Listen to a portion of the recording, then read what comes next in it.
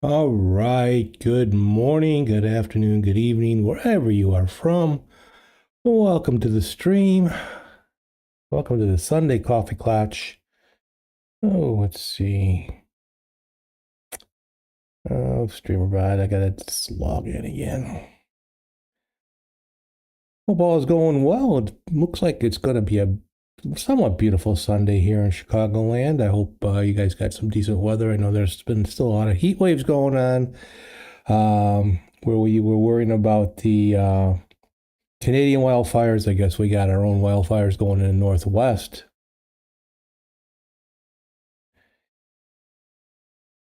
Let me get my deck signed in here. There we go. And looks like one of my bots is going through the message. I don't want that. I gotta fix that. Usually Sundays are not a fixing day. If you could see, I did some color changes. I've been working on some things this week. I did not stream Wednesday or Thursday for GeoGuessr, so if you are a GeoGuessr fan and like it, then I am sorry that we missed it. Some music going here on Twitch. I'm going to play some music by Scott Buckley today. I haven't played a lot of his stuff lately. Scott Buckley is an artist out of Australia. He creates his own music. It's royalty free. I can play this on YouTube, but you might not hear it. I don't know if I can set it up while I'm streaming now. It's safe. I do credit him, or I will when the stream's over. A little bit of orchestrated music today. I like his stuff. He's a very good composer. So let's see. Let me check something here. Using Nutty's app for streaming, I've gone to a side. Where is it? Over the side? Over there. Instead of along the bottom, just to do something different for a change. I like to change my stuff up once in a while. Let's see.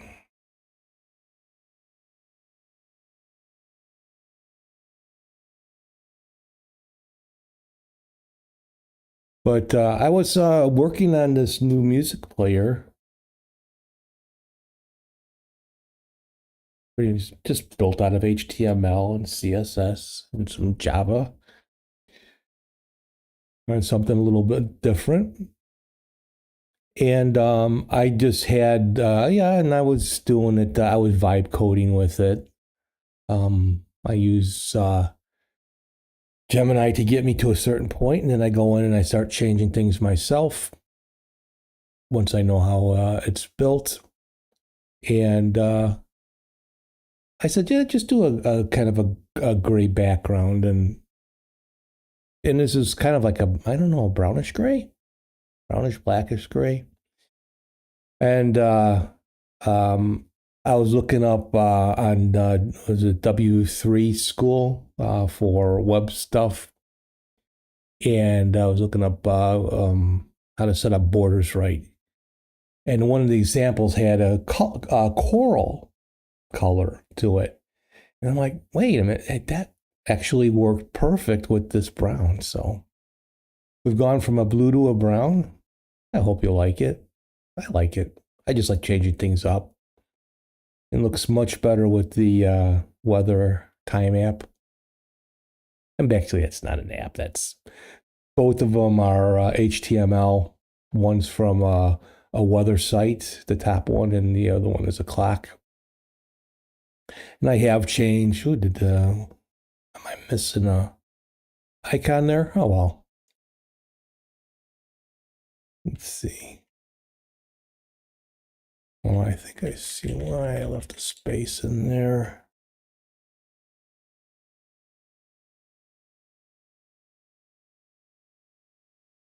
Steve, someone has joined the chat on YouTube. Hello, Metal. Thank you for joining. How are you today?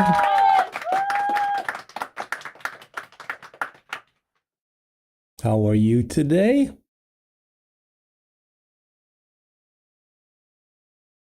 Shout out to Metal Music on YouTube. He likes to take out vocals from a track and add his own. He likes the metal stuff, hence metal music. I am good, kind sir. I guess I'm kind of a sir. I'm kind of surly. Let's see. Hold on one second. I gotta finish fixing this. Go to my vertical scene. And we paste this in, select all, paste, and that should take out the bot. It'll refresh the messages for now. You're enjoying some KFC while watching. According to Vince, Kentucky Fried Chicken in Australia is the bomb.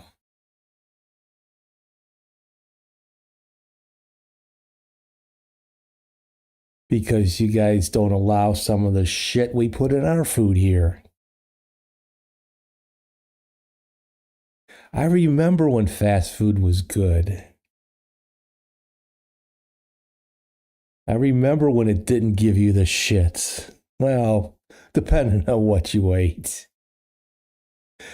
And you're doing a new Endeavor install. Very nice. It changed once they stopped using animal fat to cook it in. Let's see. No, that is... Oh, did I grab the wrong one?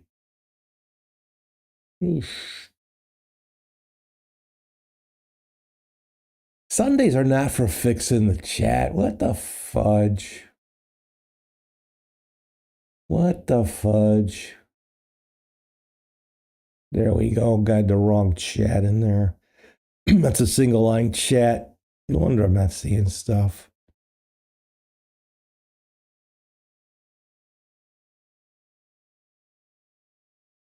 Such a doofus.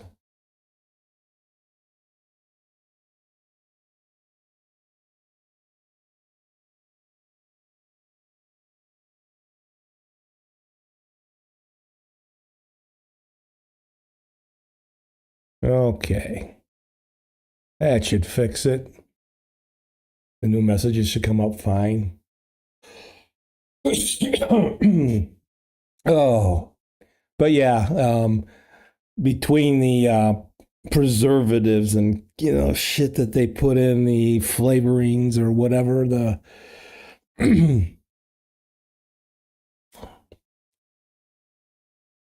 unfortunately, I'm old enough to remember good food and not paying a whole lot for it. But welcome to the world. Affordability, bah humbug. There we go. Seed oils and all the preservatives that it give you, especially the canola oil stuff, is very bad for you. It causes inflammation. Yeah. Yeah, I know. Like Vince is always talking about the KFC there, and we're like, me and Adam be like, "Are you kidding? KFC.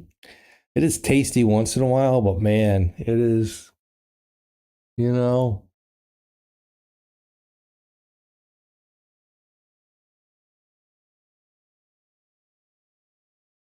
But shit, if my wife's son and I go to a KFC or a McDonald's or something like that, it's like $60 for three of us, if not more. Anywhere from $48 to $60, depending on what we get from McDonald's it's just like ridiculous. Redonkulous and that. So do you like the new colors, Metal? A little bit of a new layout. My new music player.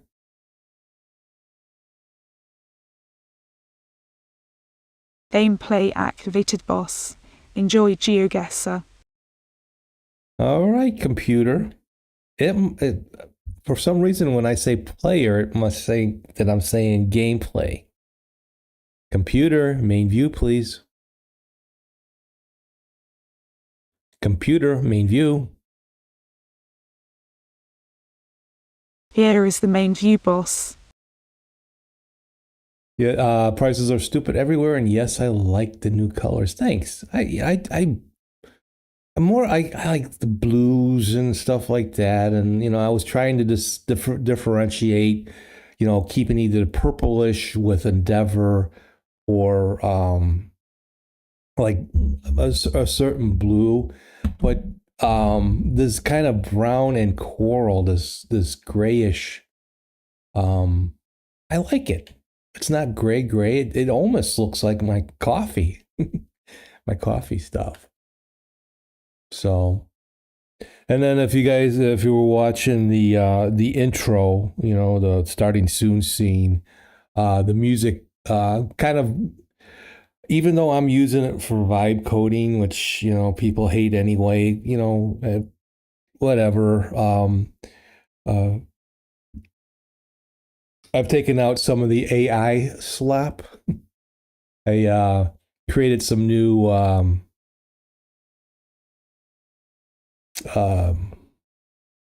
thumbnails that are not AI generated, but I tried to make them like they were. So I was working on that this week. I worked on all of this.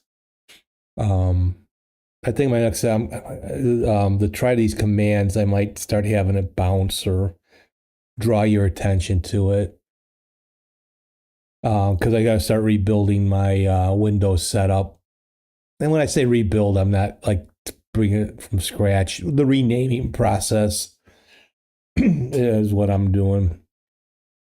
And then I've done some changes during the week and that. But I worked on some things this week. Let me bring up my folder here. So on Endeavor, are you installing KDE? Isn't that your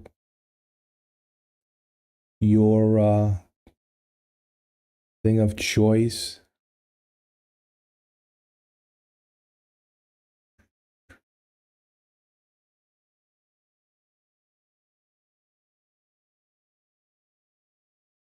Yeah, KDE all the way. I just got, KDE's fine, but I don't know, like too many settings. I know people say that. But you have to use extensions to make GNOME look good. It's okay. I find lots of cool extensions. But if GNOME updates, they break. Well, no, you just change there's a command out there that will change the dates on them, or you can go into the JSON script and change the version. And in most cases, they still work. And if the ones that don't update, then you just don't use it. It's okay. I'm good with that.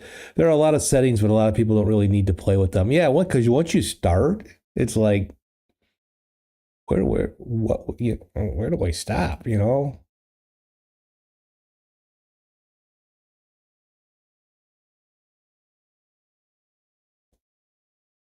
let's see.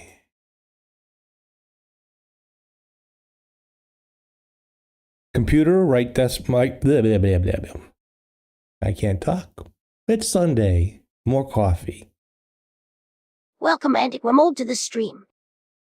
Hello, Antique Mold. Welcome. How are you today? It looks cool. Nice work. Thank you. Thank you.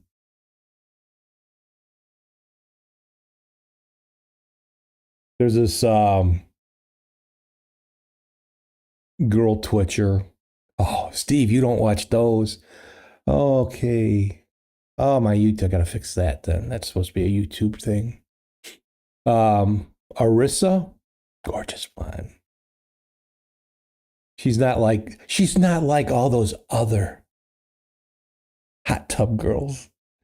But I believe she's Russian. But she goes, thank you. Oh, and she talks really fast. No one ever accused me of talking very fast. Computer, right monitor? Yeah, it's the right monitor, boss. This is the new thumbnail. Very bright, right? This is what I created for this Sunday Coffee Klatch that you'll see on YouTube, or you'll see at the beginning of the stream. So I created that this week. Too bright, too over the counter. Does it look AI? Does it look all done in GIMP? Except for the lettering. I found there is I love finding stuff on CodePen.io. Stuff that I can use on my stream or I can develop. This makes stickers. The whole purpose of it is to make stickers, but it's all, you can't change the font. I'll show you that in a minute. The background and me, in GIMP, early 2000s cafe decor vibes. Excuse me. I love it when the coffee loosens everything up. The background actually was from a list of free backgrounds that you can use with Zoom and that, and I've had it for a while. And when I was really doing a coffee theme and doing a coffee shop and having it in the background, I had this. So in Gimmick, I used the comic. And if you ever use Gimmick, it's pretty cool. It's got thousands of plugins that you easily add to GIMP. And then I took one of my images and kind of made it a comic image. And the colors I took off of that. So I did that this week. And then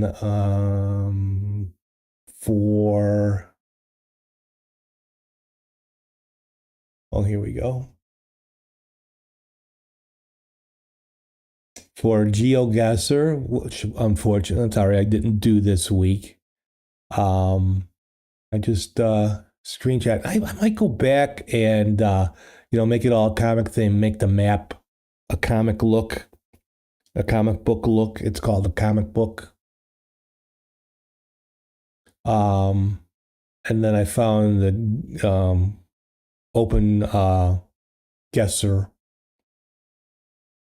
icon.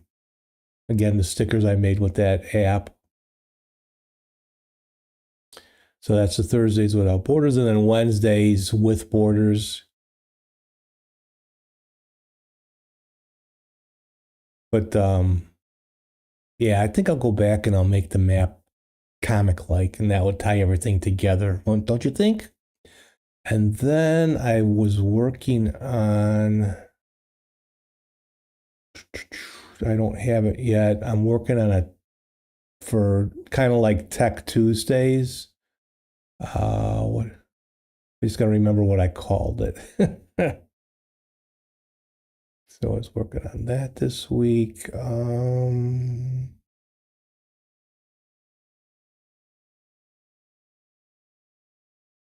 I should get rid of some of my old stuff.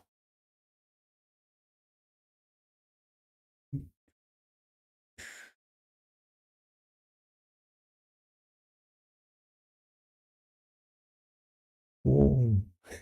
See, I'm horrible with naming stuff. What did I fucking name it? Oh, Steve, you are so... Well, the best way to do it is to bring up GIMP.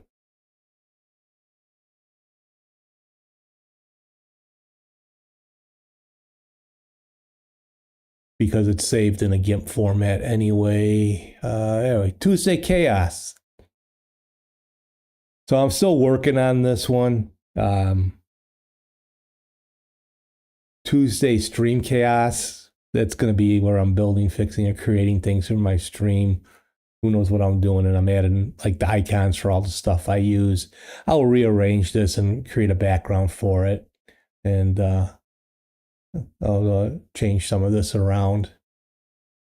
But that's what I was working on this week, outside of, the colors and that for the stream. I think it looks coming out pretty good.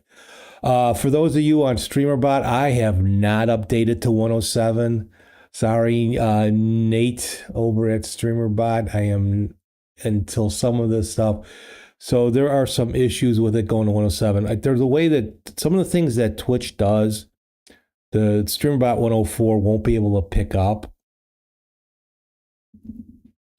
And but I don't use them right now. There's some new things that Twitch is doing, but there are some problems over on the Linux side, even on the Windows side, but on the Linux side with the working in bottles.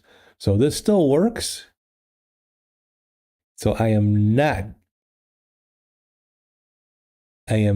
changing anything right now. Right. It still works, right? I think Mold's been working on Windows XP TCP Twitch chat program that lets me see and control Twitch from my Windows XP computer. I've been making colorful ASCII banners and for raids and stuff. It's a lot of fun learning C++. Nice. Yeah, I'm a destroyer of worlds. I am, doing some vibe coding. I don't do it heavily. I am pretty decent at dissecting stuff and finding out where things work, but putting them together takes me a bit. So, hey, Gemini, this is what I would like to do.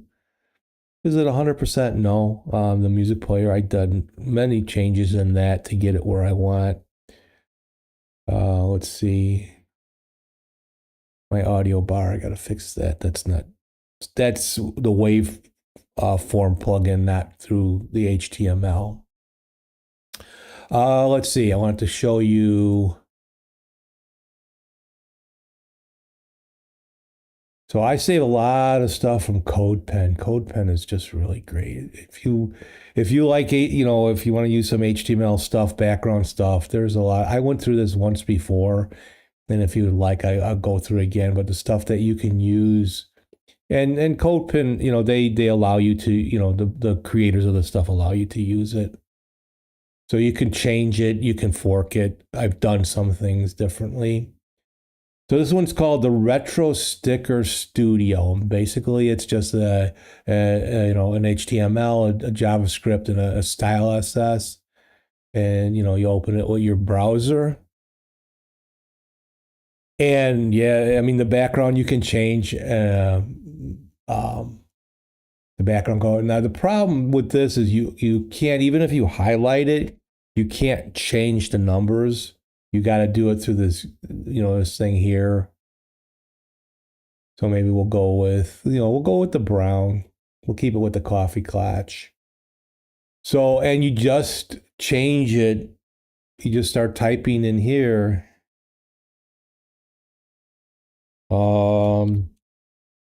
It's all capitals too, so.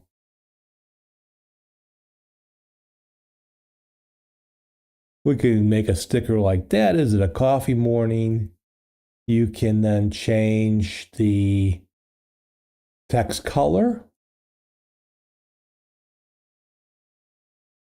We don't want to match the background too much. But do we want, you can make it a blue, purple, you can adjust everything there. If there's a specific color you like, you can't get to it now. There might be a way that I can change this in the CSS coding. I haven't looked at that yet. Let's see. You can change the background sticker, make it really pop with another type of blue. And then you got your shadow background, which you can turn off. And then you can take a PNG of this.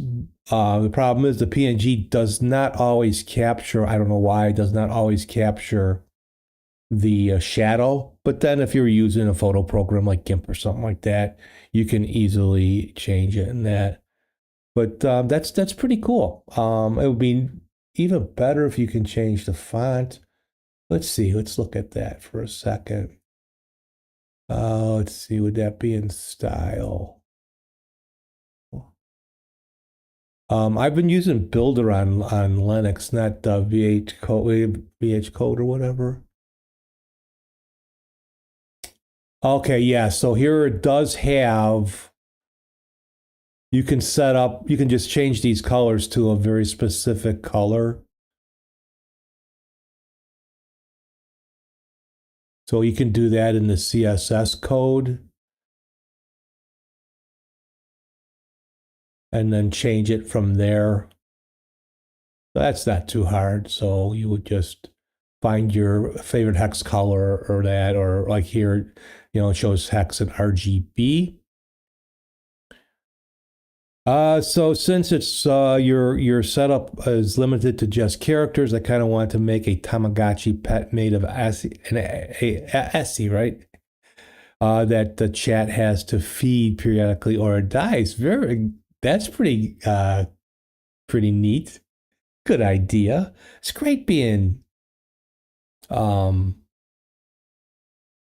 creative, isn't it? Okay, so yeah, so I can change that. A lot of this other stuff you don't really need to change. Because probably, excuse me, the JS code.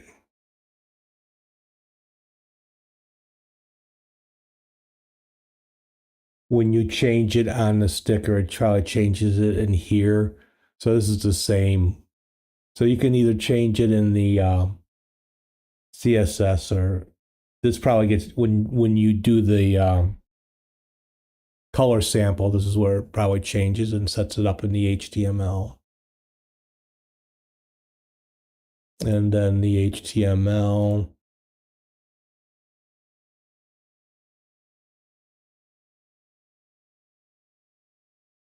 Has a lot of stuff in it. Yeah, it's fun having an unnecessary but yet cool idea and using it as motivation to learn computer stuff. Yeah, I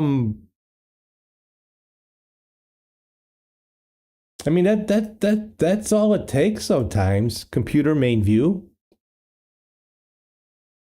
Computer main view.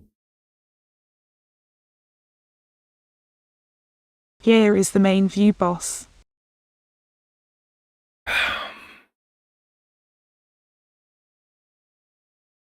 But yeah, it is just fun, kind of creating stuff. Having an idea.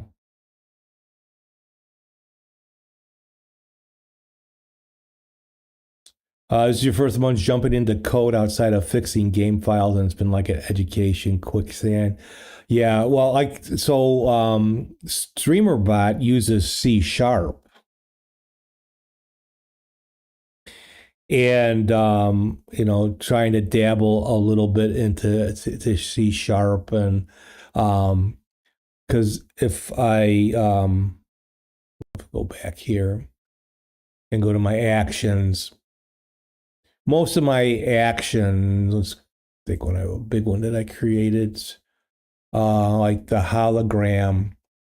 Now you don't need to know code, but it gets pretty long when you have a lot of stuff. You have your starting action, your middle actions, and then your ending actions where you open. So you open everything, you run everything, and then you close everything. And so these can be pretty big, and you can do it without C#. But it would look sharper, and you can see it easier if you use C#. So doing that kind of stuff is probably on my to-do list. As far as using AI for that, you can kind of get it. It's kind of cool how the UI organizes the sections of code. Actually, each one of these is actually, there's a lot of selections to make. So like, I'll break down the action. It's like, this turns on my animated camera. So basically, I have several clones of my main camera. And the second one I call, actually it's like the first clone. my camera I call the Logitech 920. So this is a Logitech 920 clone animated. So this actually, when it goes on, you can't tell a difference. It's overlaid, but yet when I run the mask and on my main camera, the mask may come down and starts hiding me, but then the second on the animated camera, the mask is coming up and starts revealing the animated mask behind me. And that's like when I run the hologram or my flame on or that. Right now I removed the Waterman because that was very intensive. It uses the noise plugin, and on Linux it's not particularly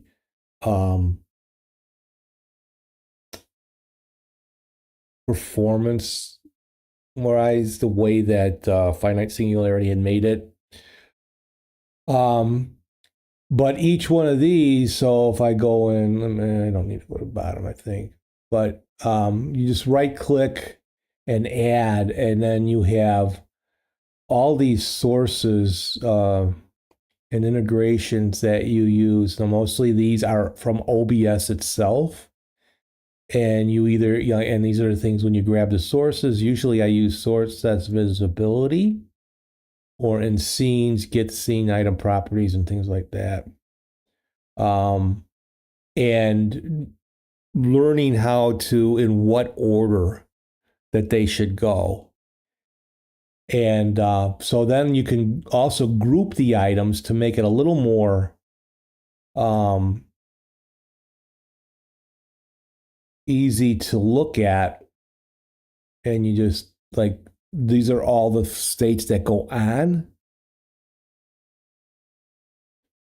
Yeah, the underwater one. So to make, excuse me, to make the, I can do this better. To make either the mask, like with the Matrix or whatever, do like it's coming down in a brick, or the hologram where it's coming up and it's kind of faded, or the watery one where I'm wobbling, uses what's called the noise plugin. On Windows, of course, there's not a lot of performance issues, especially if you have an NVIDIA GPU, because of the difference between the way it's rendered in Windows and then rendered in Linux. Linux uses more resources. So my scene will go from 60 frames per second down to 35 with that. And running the Waterman action without that, it's just like me turning blue and it does nothing. So right now, what's the point? So like if I do and then on the hologram, I took out the noise plugin, which the effect itself is still pretty decent. So let me run it. And whereas when it would go up, there would be a more fading on the up. It would look like a hologram coming up. But the resources now, it does drop down to 59 frames from 60, 58. But it's not doing anything to the stream. It's not messing that up. And then the voice still changes and all that. And that will run for a minute. It actually looks better. The Waterman, like I said, I've turned that off.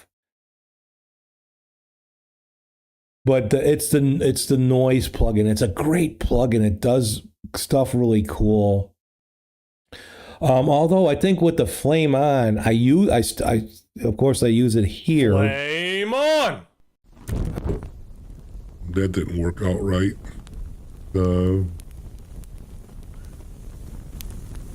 So the flickering, so this one, even though it's using the noise plugin, it does drop down to 54 frames per second. But this would not be in effect without the noise plugin. I wouldn't get that burning effect.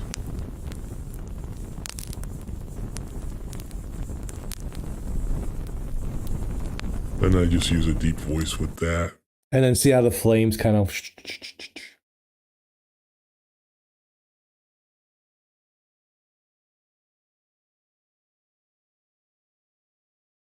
It's an awesome effect. I love this scan. Yeah, it's so that is most of the majority of the hologram plugin is using Finite Singularity's retro plugin.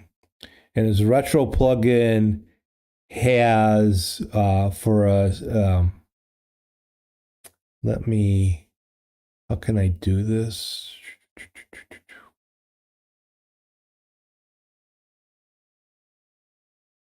Here, it shouldn't mess things up too much. I'll just grab something. Let me go to my left monitor. Nope, actually I need to go to my middle monitor. That's where my OBS is at. So if I say on this middle monitor, I wanted to add some stuff to it, go to filters I have, and the filter I want to add is the retro effects. Okay, in the retro effects, these are like all old time kind of effects. There's a frame skip, there's chromatic aberration, interlace, posturized, dither, CRT, NTSC, cathode mode. Cathode mode is what I use to turn off. Matrix rain for the matrix, and you can do all sorts of other things with it. Retro codec, I don't remember this one. This must have been a new one that he added in. VHS, you can give it a VHS-like look, bloom, scan lines, digital glitch, analog glitch. So you can use this for two types of glitches. And the glitch, you can have it go from, say, one icon to another, and you glitch into that. So that is a real cool plugin. That you can use in OBS.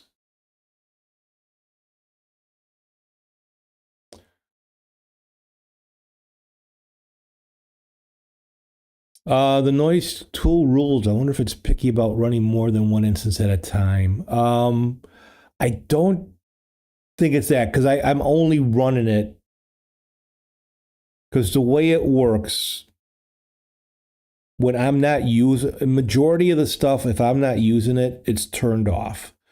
So OBS doesn't have it in memory. It's not there. And also, I've actually reduced the amount of CPU usage in OBS by using more groups. Now, in the forum, they'll say groups aren't really that great to use.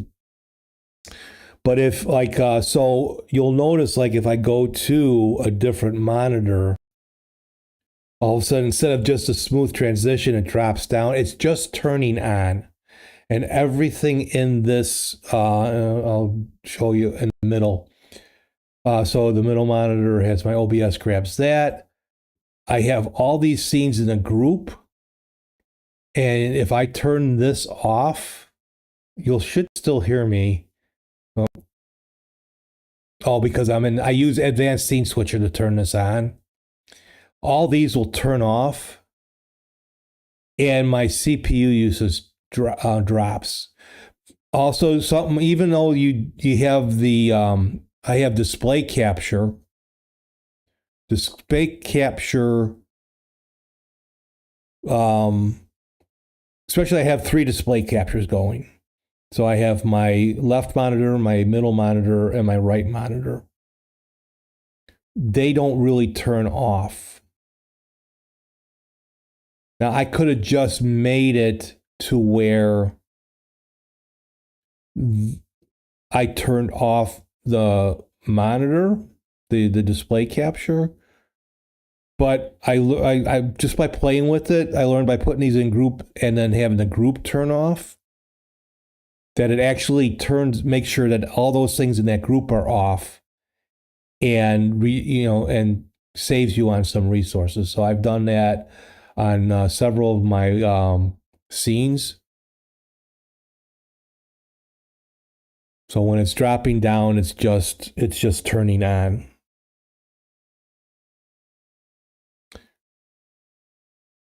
I'm going to go back to my main view because especially as I'm running and the chat is going, things are going up. Do I find that the issue is usually a really obvious overlooked thing to kind of been the theme over here on my project? You mean like if you're trying to find an issue and you are it ends up being a simple issue that you can fix. Yeah, I mean, I tend to, when I make something, I tend to overcomplicate it. Especially, you see the you know, like the hologram scene that I created. I tend to overcomplicate things. And it's because of my complication. Is that a word? That's a new word. I'm good with words. I know words. And it's usually like, oh shoot, it's because I overcomplicated it.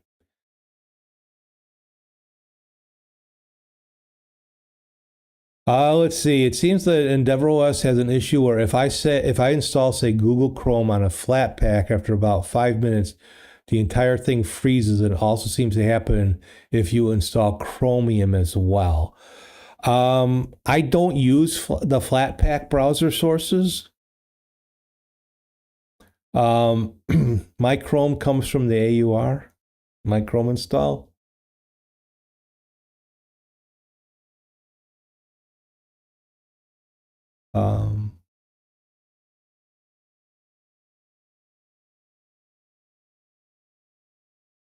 I don't have a problem with that. Because I know certain things are maintained. The whole attack on the AUR twice in a couple of weeks is kind of bothersome. That's the word, bothersome. But if the package is still maintained by a certain packager, so say, by example, I have 49 things installed from the AUR.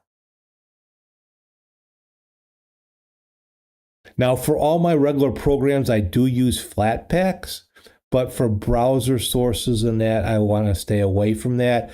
Not that I've had those issues, Metal, like you have. I just see those kind of issues maybe coming up. I mean, if you're on an Ubuntu base, you go to Google Chrome and you download the deb package and all that. Now, I'm gonna learn more. I have compiled a plugin on my own. It wasn't really hard. But then I really have to pay attention to the plugins and the updates.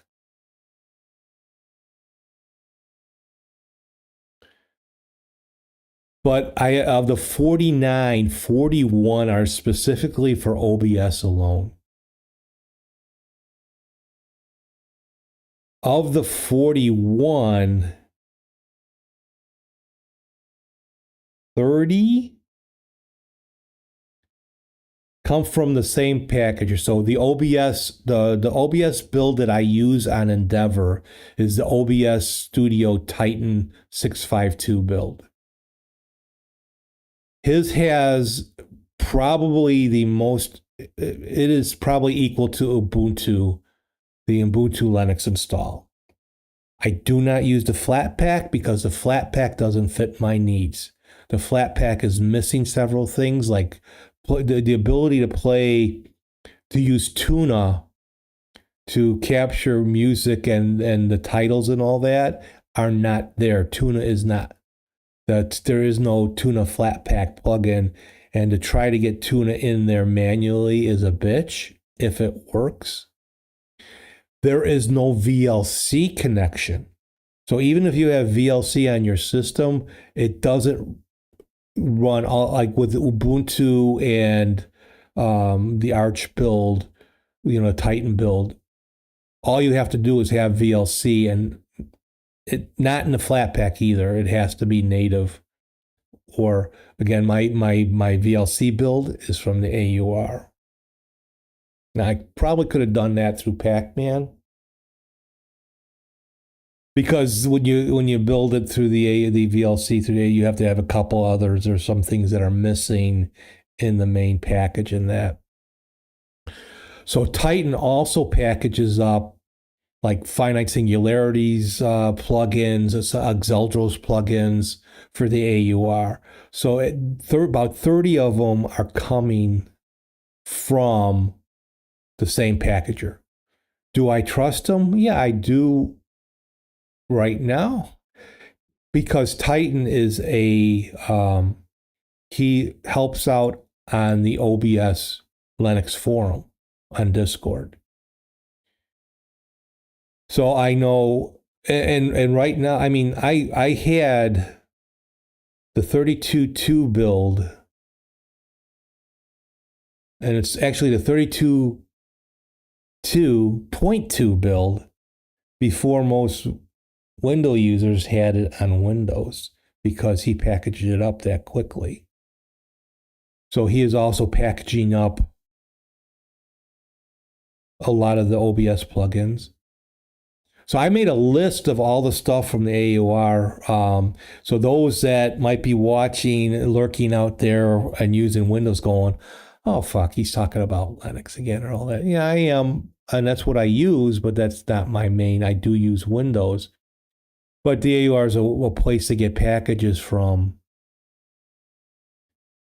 And it is not monitored. So what has happened is there is some groups or whatever has gone in and found orphaned packages, stuff on orphaned, so they're not maintained anymore. And there might be some out there that people use, but then they put some crap in there to kind of like mess with your system. As long as you know the packager, or or assume that it's safe. Learning how to look at the package build to make sure that's safe.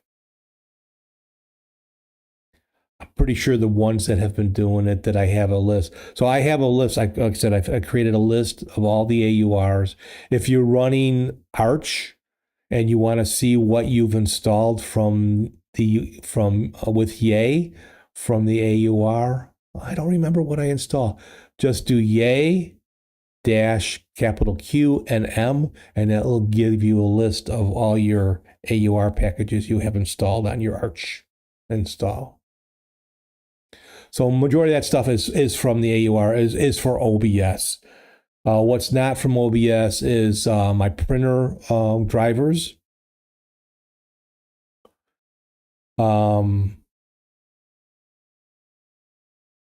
Google Chrome.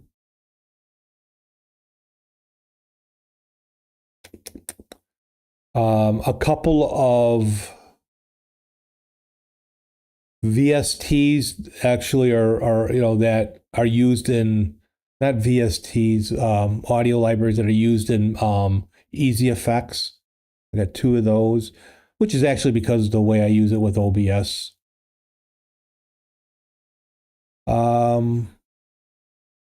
App Image Launcher. So I am kind of particular. I got a lot, but I'm particular on the ones. I just don't install everything. Anything Mo had said, yeah, I spent the day troubleshooting in the wrong direction and realized I had forgotten to update a file. That stuff is just so easy. I mean, it's just, especially when you're not a project person, you're not a coder, you're doing this as a hobby, trying to keep organized. That's why I rebuilt or renamed my whole OBS setup, which has made it so much easier to find things, because I'm horrible at that. And what did I put it? Like I was just showing with my thumbnail. I forgot what I named it. It's disingenuous for me to use AI to make a working template of my project to help me get started and take off my own from there.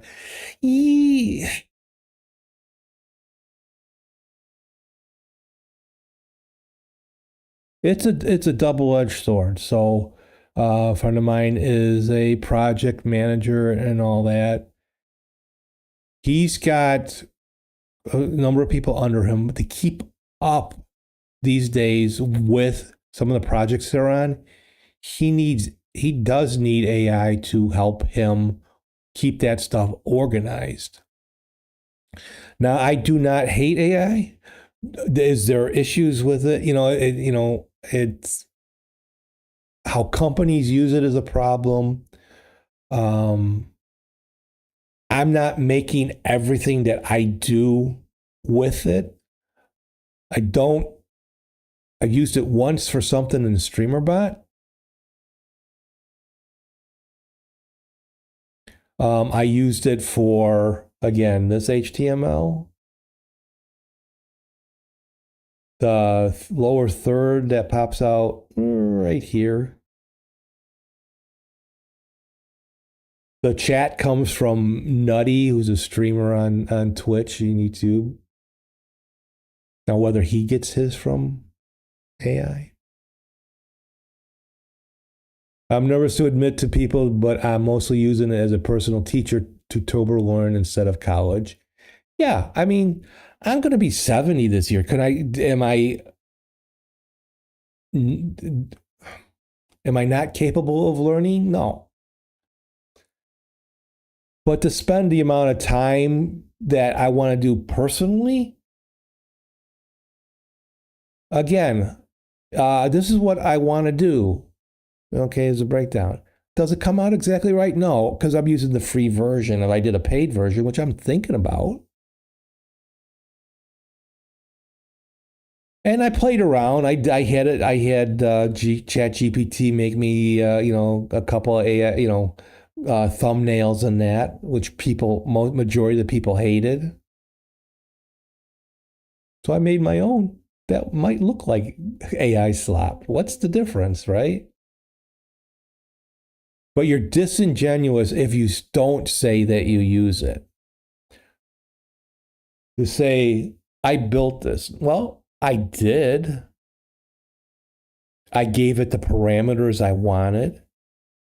Then once it built it, it didn't look exactly what I liked. But then I learned where I move it. So like if the CD here was more in, and I learned how to move it so it's on the edge. And then I used, rounded corners to make it kind of taper off real quick.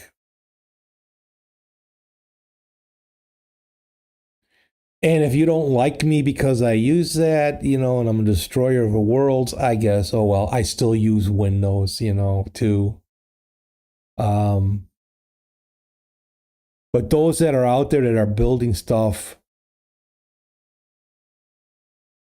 with AI, but don't say that they are, that to me, that is disingenuous. So I use it to learn.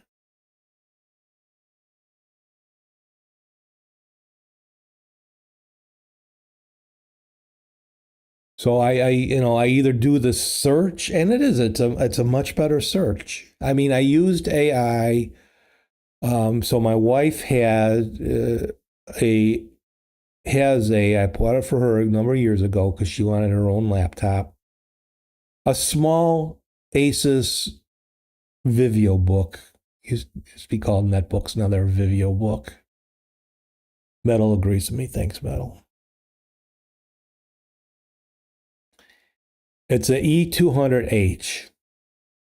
It's got a 32 gig eMMC, which is basically a soldered in SSD card for storage and the install of the operating system. 4 gigs of memory. 2 USB ports. So there's no HDMI, there's no Ethernet, it's all Wi-Fi. 64-bit system, but with a 32-bit EFI. And I've tried for years to get Linux on it, and I finally succeeded. Why?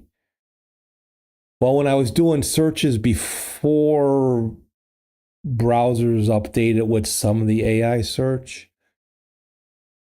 Places I found were just old, was like back when the laptop is from 2016, around there. So it goes back to some of the links. And now a lot of the stuff to make it work is in the kernel, and you have to do some extra stuff. But what it turns out is I was having problems because of the 32-bit EFI, which Windows 10 had no problem installing that. And she could still be on Windows 10 till next year now, because she's up, because she's the original owner of the laptop, and she has the updates.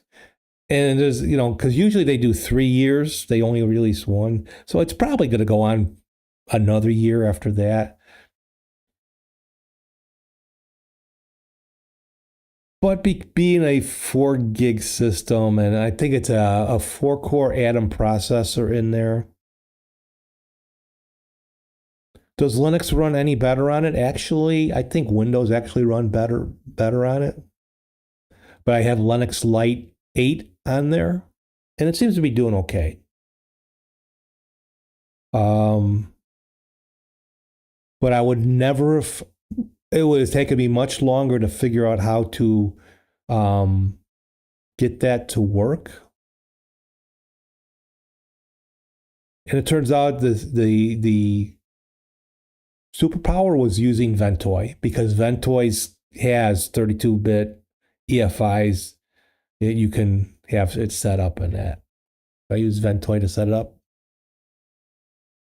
So good or bad.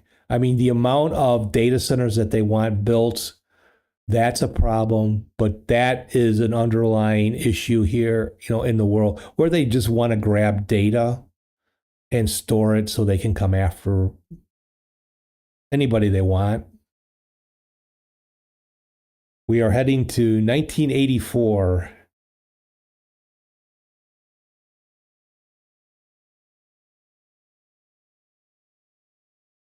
We are heading towards an Orwellian society. That's where it's wrong. That's where all this is wrong.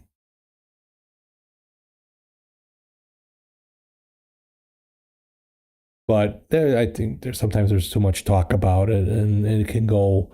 The discussion can go in either direction. That's.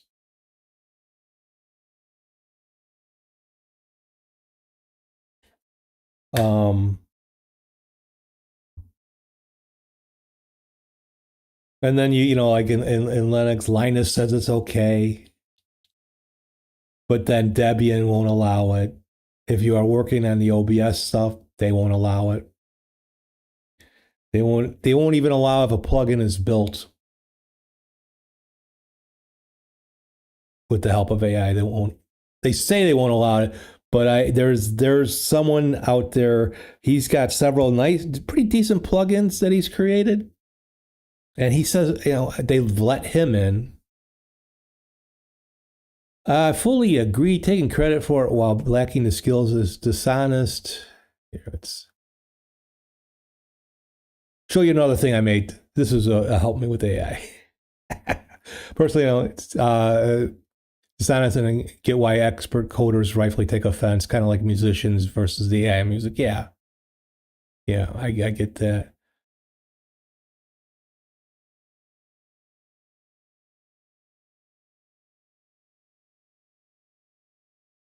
Metal says, personally, I don't see it playing out the way they want it to, because I just don't see people putting up with it. And they have raised up against the overlords.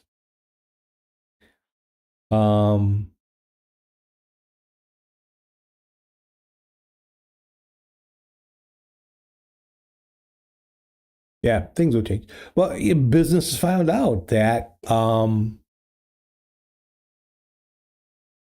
they thought they were going to save money by firing all these people. And the amount of tokens that they're going through and some of the paid versions they're using, they're spending more money on AI than they were with employees.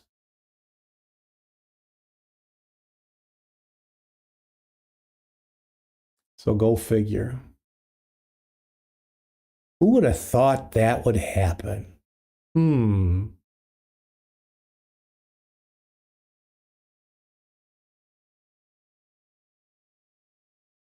Let's see, I have to check something out here. I'm missing an icon on my lower third. Which one? Okay.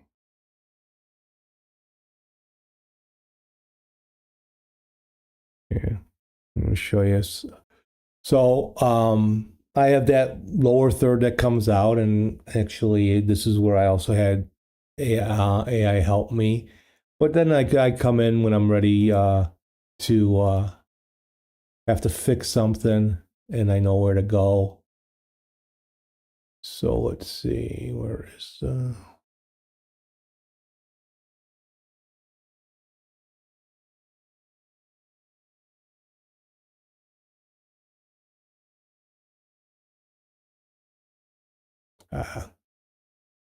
so the way this sets out, so this is the message, and then it maps an image to that message. And if you don't have the message just right, the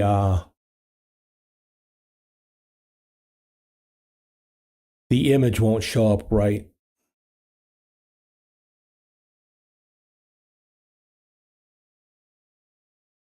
And you just gotta go in once you save it.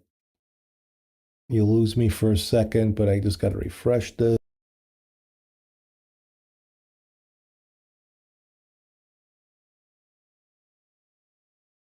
But I've changed this. So I've used this lower third to make I have a notification if you want to send a Windows like notification command. So I use this, and I have adapted this to this, and also my highlight. But instead of like most highlights, like if you use if you use Social Stream Ninja,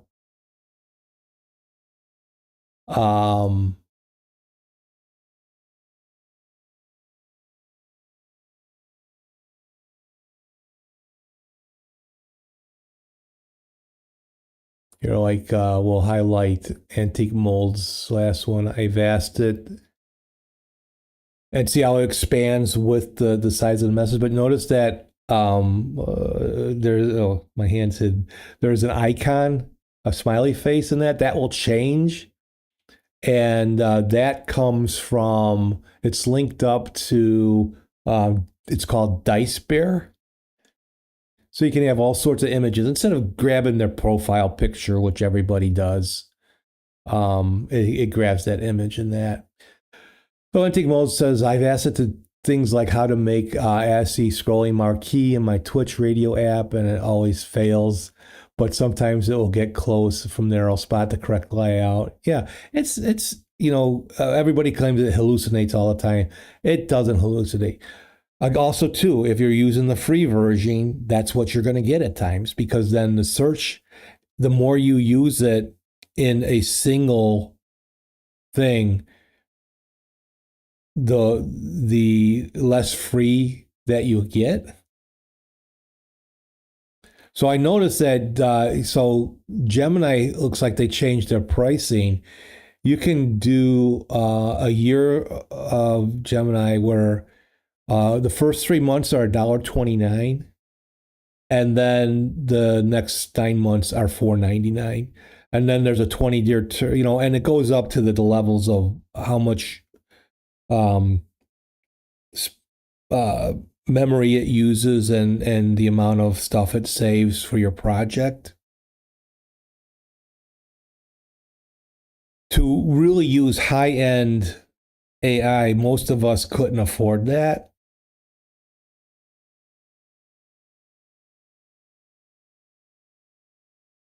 But yeah, you get that aha moment, and you go on from there. I mean, we all have to have a starting point, right? Got to start from somewhere.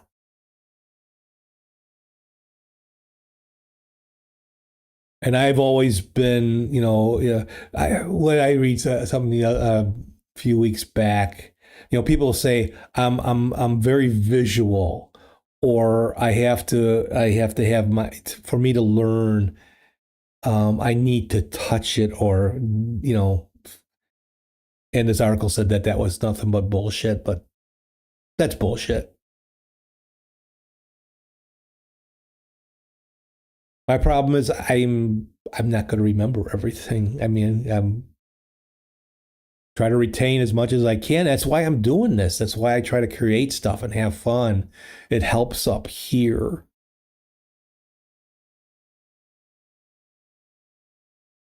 It helps my mind, the more creative that you are,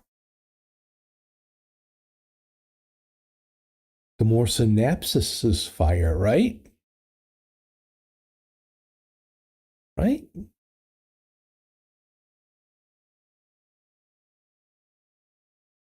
And creativity is good for the mind, no matter, as long as it's a good creativity. You know what actually I am hating about AI? Not that I look at this stuff a lot,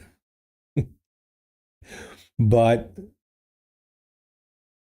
all these guys submitting AI images of naked women.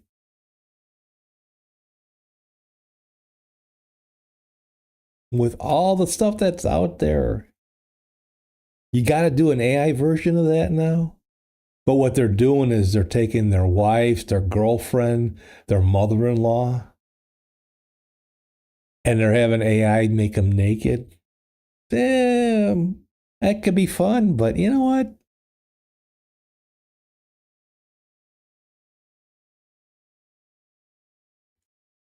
If the wife, girlfriend, mother-in-law is not into that, that's not right.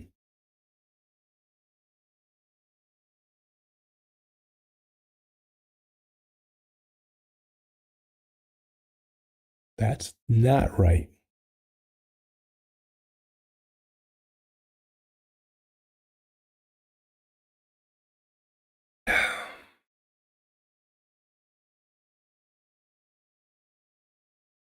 Because AI, because visually you look at their hands, to look at their eyes, their feet. I saw one where like the toes were like, unless she was really like that, but the hands were also messed up, and the eyes never look at the camera.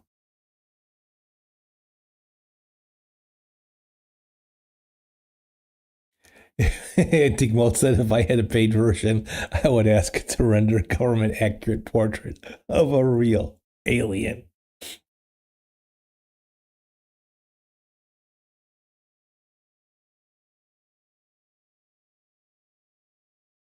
Well,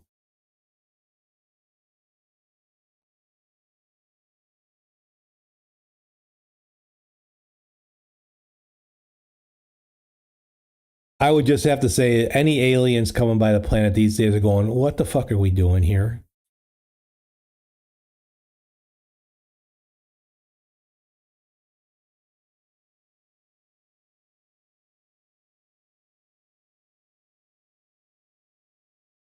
Flat earthers would be going, no, there's no aliens because there's no space.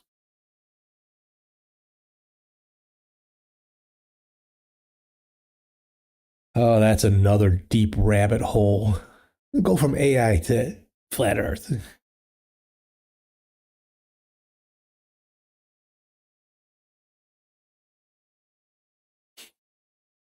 For real. And they're probably taking the scenic route to avoid our solar system.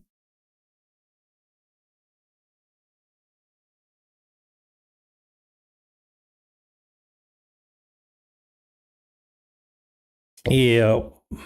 Yep.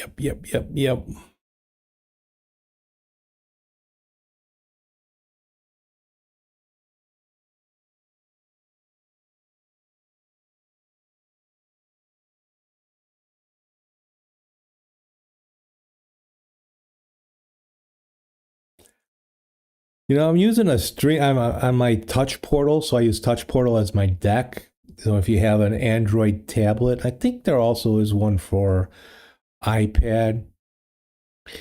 I've showed this before when if you want to, you know, have a tablet to control your scenes and that. So I have two tablets here actually, and this is my touch. This is my Lenovo Tab where I use Touch Portal on because it's the newer one. It's got Android 17 on it. This is my old Samsung S8, not S8, S2 with Android 7 still on it, but it's still the browser networks, which is all I need because it uses a browser storage. So this is connected to my streamer bot. So instead of having to go in up to streamer bot up here and finding the command and running it, I created, you can create a deck.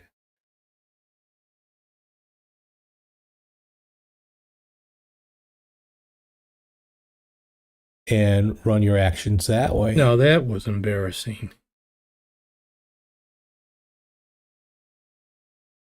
But up here, you can barely see, but there's a pink streaming button that tells me how long I've been on.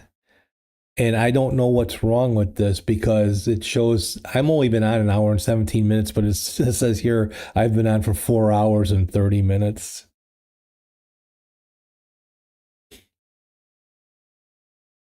So sometimes when things don't work.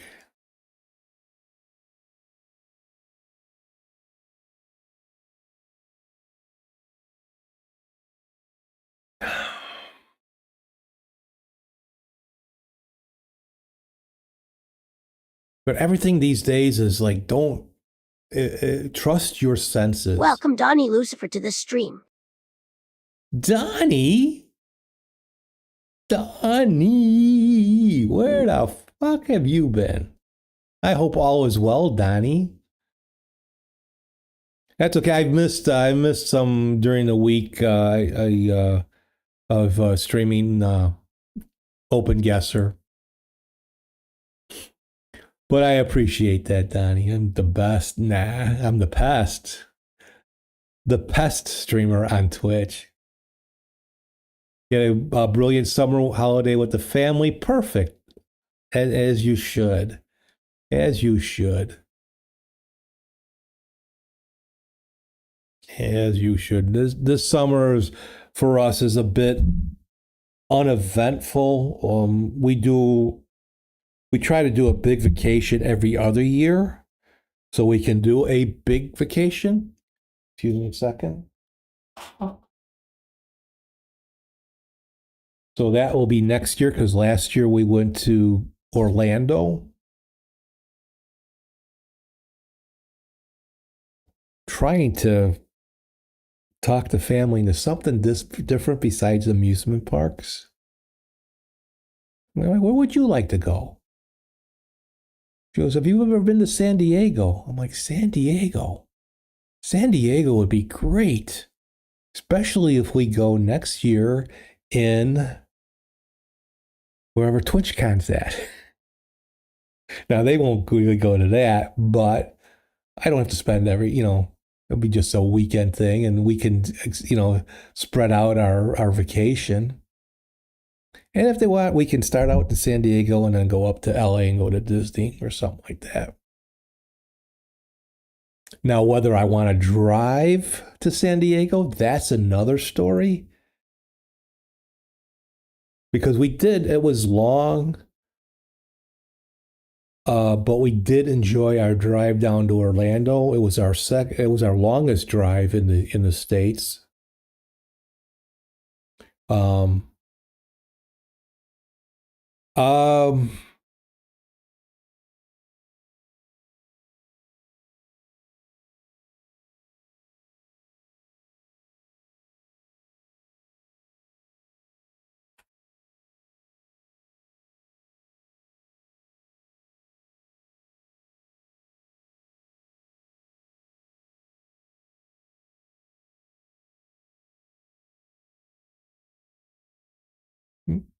Let me see.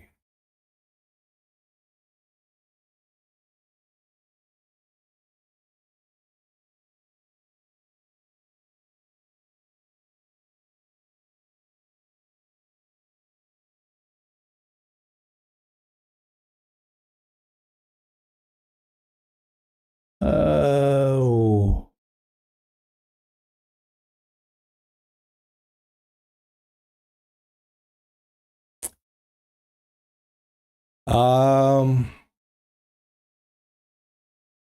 Why did I break it down like that?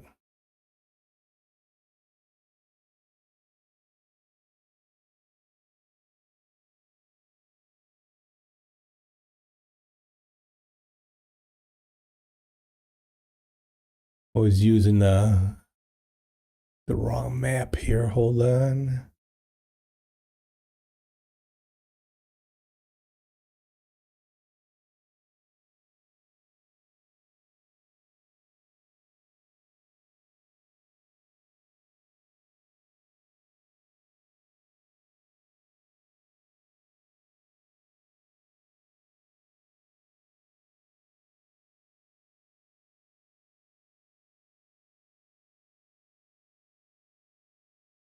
Let's see. San Diego, yes.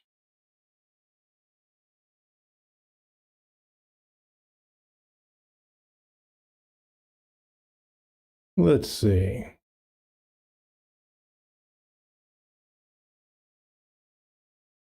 Hawaii.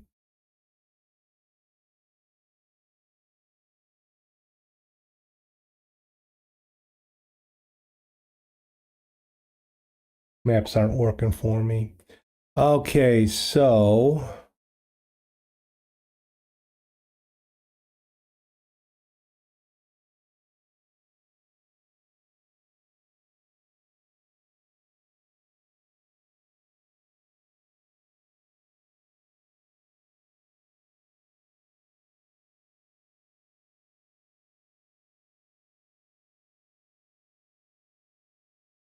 okay, where is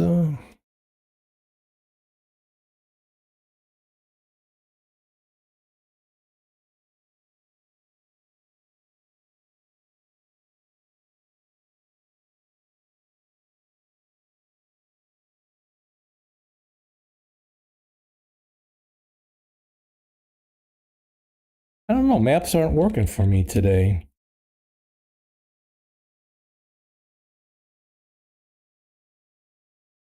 We'll just say from Chicago to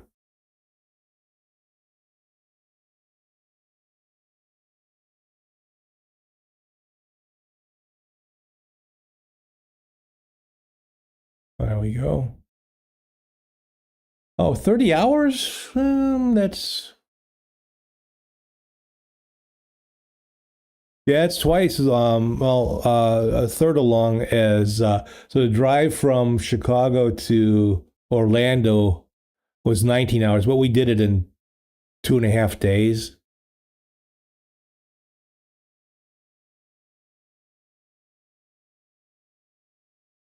And then this other route, this would be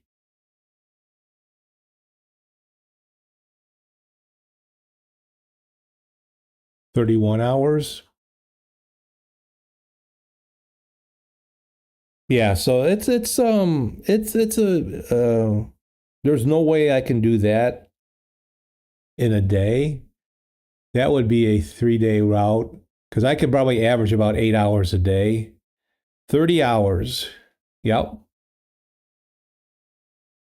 So from Chicago to Orlando was about 20 hours, but it took us 2.5 days. I've known people that have done it in one day.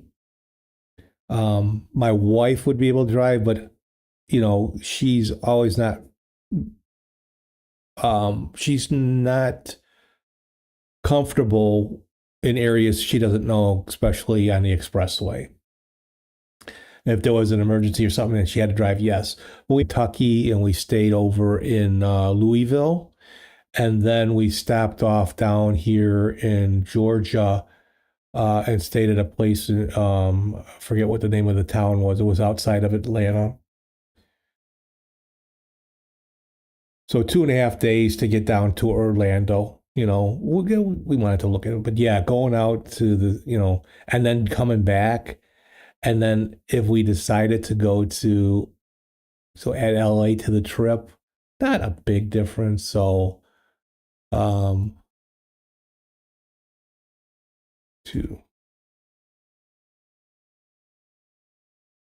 San Diego to Los Angeles. Oh, that's, so that's like a 2 hour drive. And then from LA to Chicago would probably be, that's a whole different route. You can go back the same, well, kind of the same route. So again, that's like 30 hours, another 31 hours.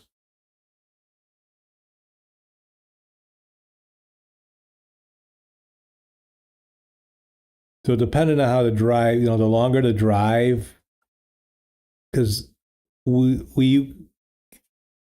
wife can probably we did 2 weeks. She'd be able to do 2 weeks off.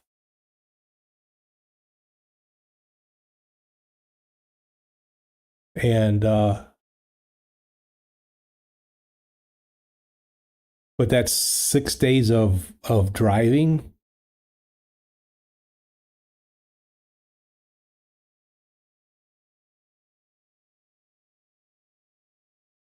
But the other point would be to, we can fly into San Diego, and if we would fly, we would rent a car, and then we'd be able to, set it up to where we would drive to LA, stay there, and not in the LA area, maybe go to Disneyland.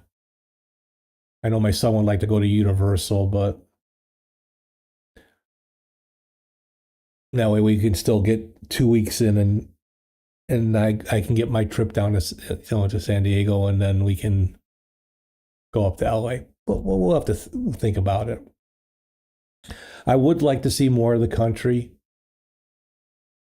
I would really like to see more of the world, but that's probably not going to happen.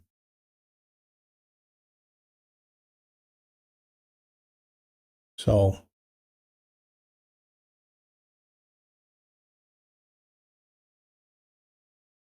easy to fly. It can be expensive. I know the prices have gone up again.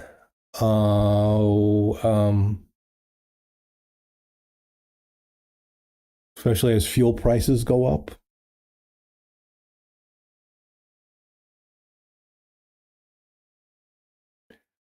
And I'm also, we are not one of those, I know everybody looks for those really cheap flights.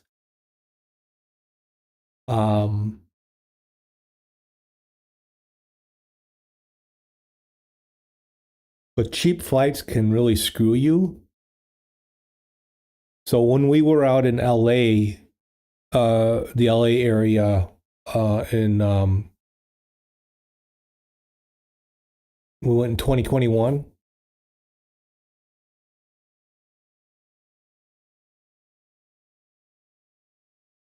We thought we gave ourselves enough time to get to the airport, and that, LA traffic is pretty bad. Not as bad. Chicago's traffic is pretty bad. There's a lot more highway actually around LA than there is around Chicago. So the bottlenecks in Chicago can get really bad.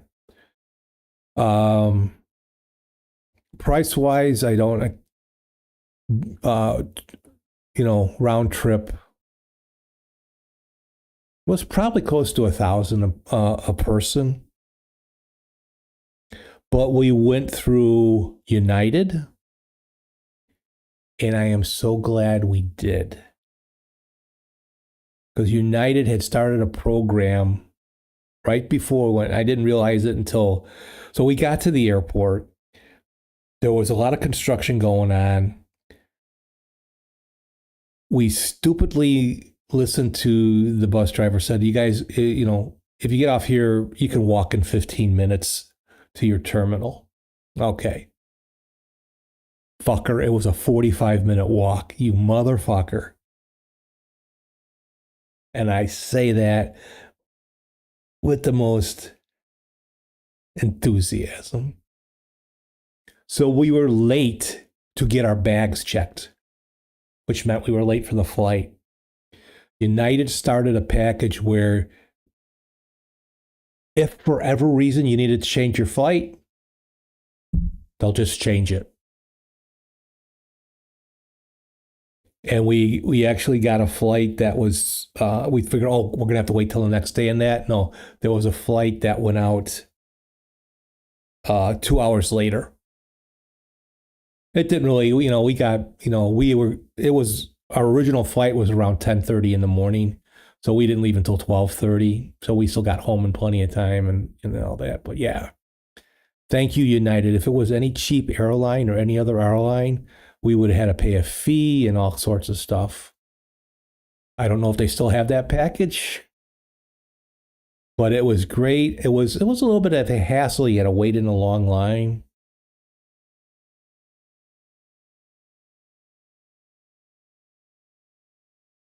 Yeah, that was a few years ago, so who knows what happens,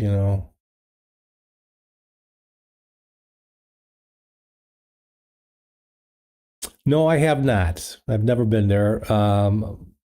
LA, and really didn't get to see LA. We went to Disneyland, United, Universal, and a Six Flags out there.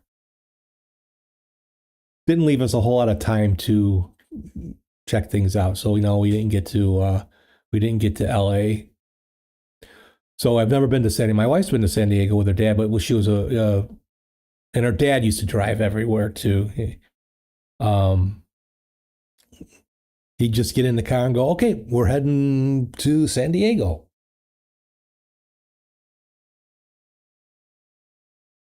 But that would be kind of cool. I would, get to meet fellow Twitchers.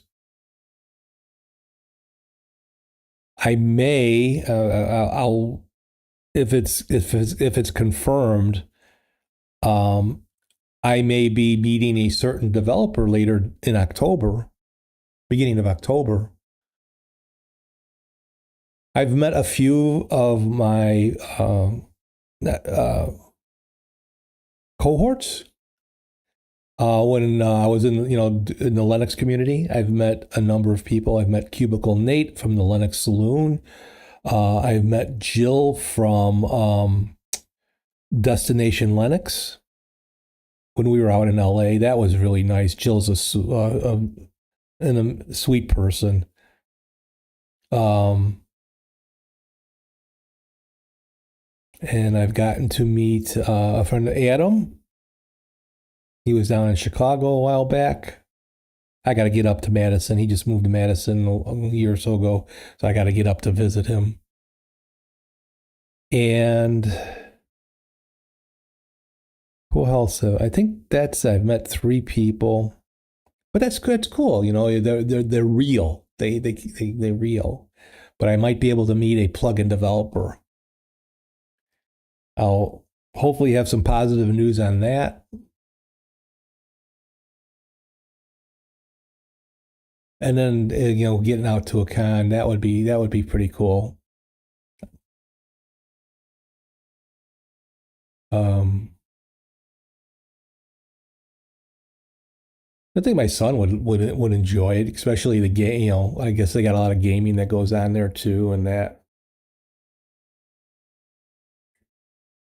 So we'll see what next year brings. Let's see. I don't know if they've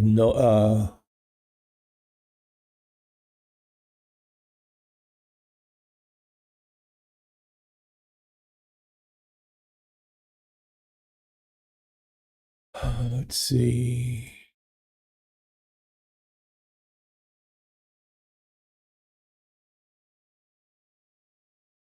Let's see. Unfortunately, I would never get out to Europe, but they haven't announced the North American dates for 2027. But in May of next year, it's going to be in Berlin.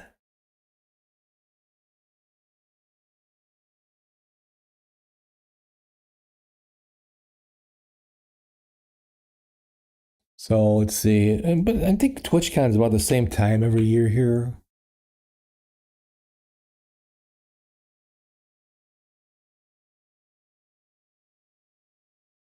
Oh, TwitchCon is late this year in San Diego. It's November.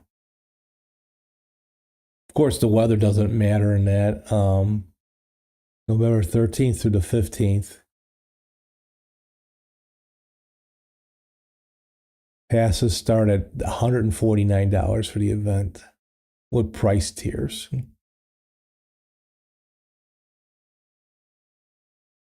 I think it just would be cool at least once to go to something like that. I had meant for years that there's two real big Linux cons that go on. One's called Self for Southeast Linux Fest, which usually takes place in let's see.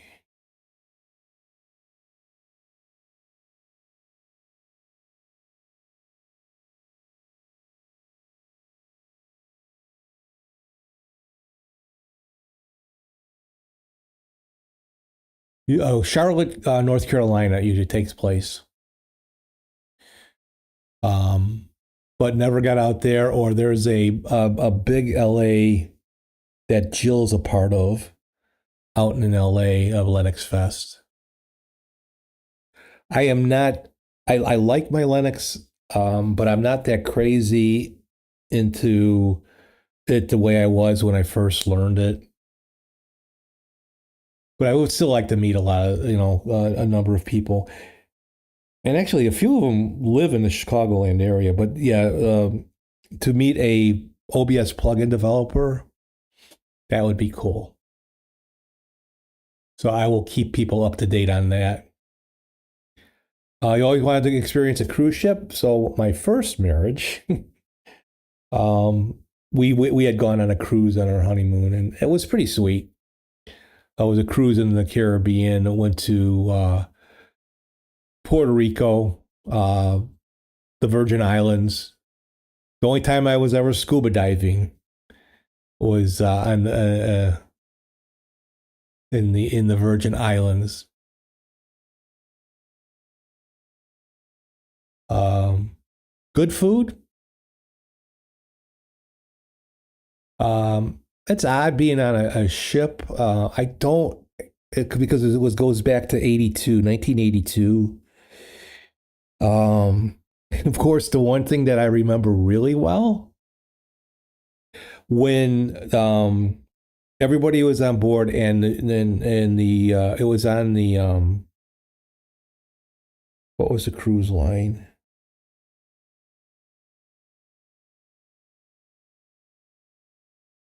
I forget the cruise line. I have to look it up. And as the tugs are pulling the ship away from the dock, and people we're standing on one of the foredecks, this big breeze comes by, and this young girl is wearing this sundress, blows up her sundress, and she's wearing nothing underneath. I mean, it literally caught the sundress, didn't blow it off her, but went up all the way up to here. We saw everything. I'm like, this is going to be a fun cruise. Of course, that's the only time I've seen that.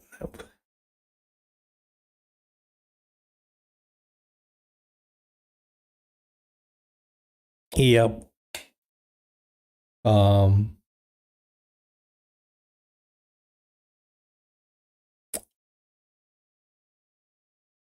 But yeah, that was a cruise. I mean, depending on where you go, a cruise could be a good time. Of course, the weather and oh my God, so we're out in the water, right? So we're heading towards Puerto Rico, which isn't really that far off. But you're in the ocean, right? You're not near any city. And the view of the stars, the view of the Milky Way, because it's so dark and there's no city lights to take that away, is fucking beautiful. You assholes are going to tell me that those are paintings on a dome. You could go fuck yourself, That was it was a little over a week. The cruise went from Miami, we stopped off at Samana, and then over at the Dominican Republic, Puerto Rico, and the Virgin Islands. Let's see.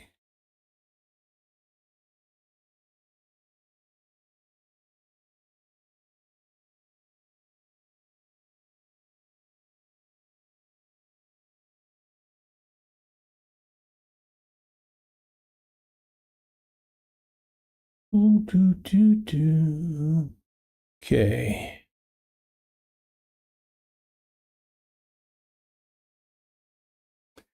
So came out of Miami.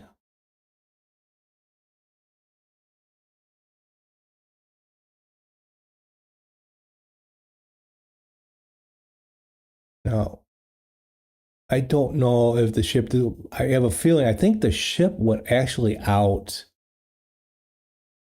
because we were,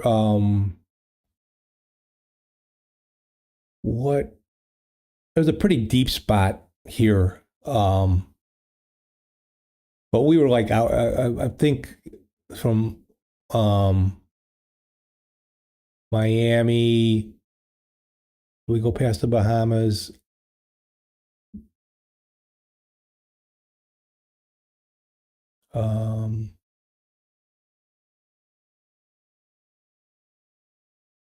Yeah, what was one of the Samana? Why does that come up to my memory? Samana. I know we stopped off.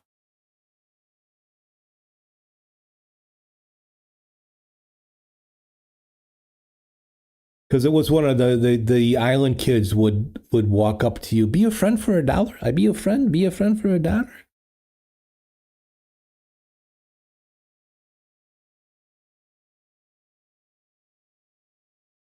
And they would tell us not to give money to the natives. That sounds kind of odd, right? Natives. But yet that's the only reason why the ship is stopping there. But San Juan, went to the fort in San Juan and to the U.S. Virgin Islands. So there's one beach on the Virgin Islands, Koki Beach, which is like a white sand beach, and it's so clear. And the island kids were playing catch with jellyfish.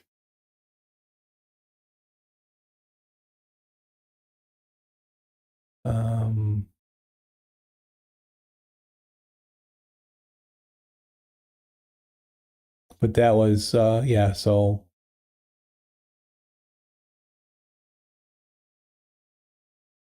we cruised in this area here. So it was a little over a week, I think.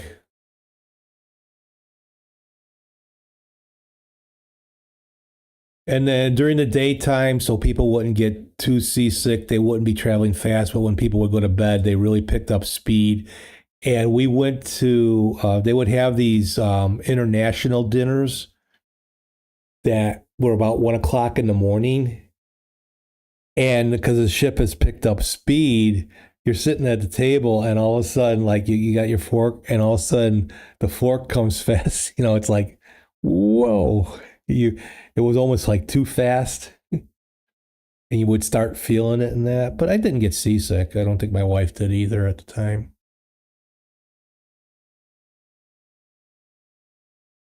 Would I do it again? And we would see storms out in the distance on the horizon. It is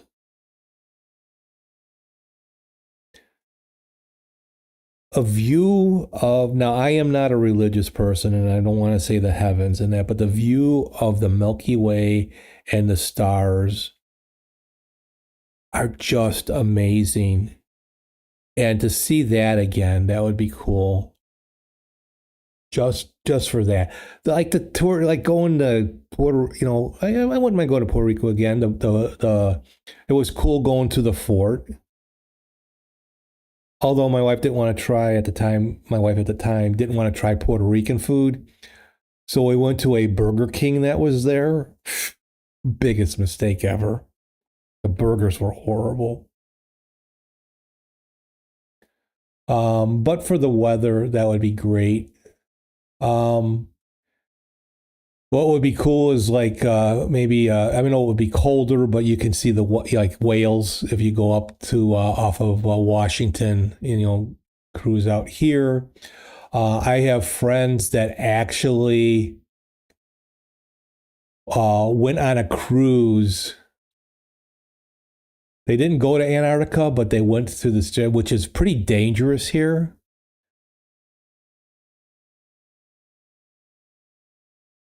But I know Antarctica surrounds this, So there are probably a lot of cool places to go. I know you got cruises in your area here. But it would depend on what you would like, I would probably refrain from cruising in this area. But yeah, I mean, there's a lot of the world to see. Pretty soon, we'll really be able to go cruising through the Arctic because the ice shelf is really, especially in Canada here, this ice shelf. So ships are able to get through here now faster than ever before. The Canadian Navy is building up its icebreakers and that and ships. Because especially this main passage here, is becoming so easy to navigate now. But because of the change in the climate, now I wouldn't want to cruise through here, but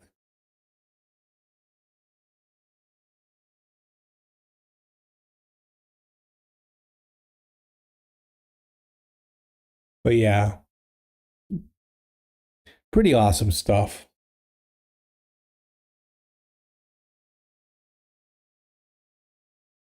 Uh-oh. My tablet stopped working.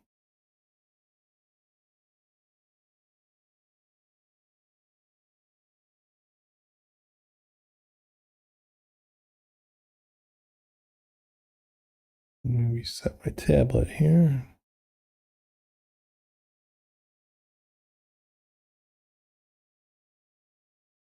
Hello, tablet.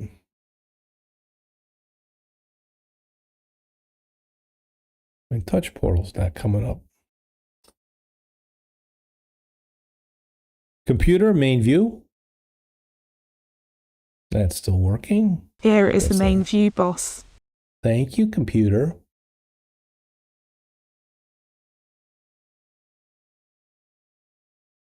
And I did not say the earth is flat.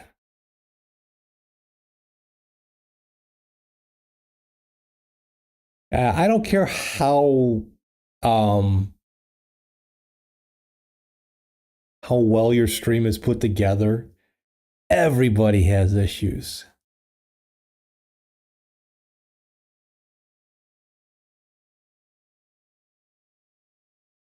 But my problem is, so I love this tablet.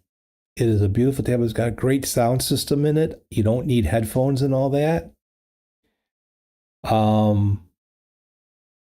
But it is the shittiest tablet with Wi-Fi. So my Wi-Fi, my router is downstairs, and usually it picks up now my older tablet is fine. Everything works on the older tablet. I know, it's a shock. Might be off topic, but I noticed you don't have marks on your hands anymore. As far as what the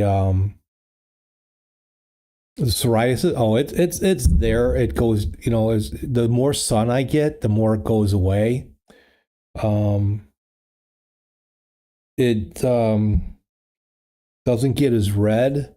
I mean, You can feel it. I know it's kind of the elbows are still a little bit rough, but the splotches, the sun really helps. Oh, come on. Do I have to turn off my tablet and turn it back on? We'll turn off the Wi-Fi on the tablet for a second. The other problem, if I was on Windows, I would be able to plug my tablet into the computer and Touch Portal would pick it up that way. On Linux, it doesn't.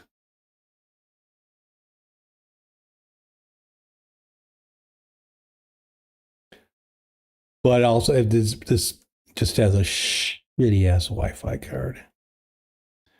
Okay, let's close that again.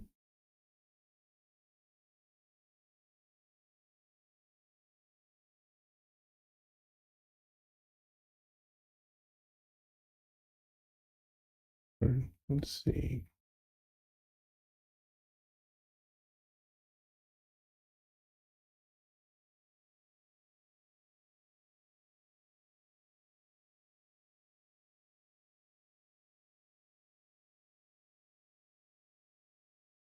Yeah, the tablet's not like it. Do I have an older Netgear router laying around? I heard you can use those. No, this is a Comcast router. I've never had any other routers.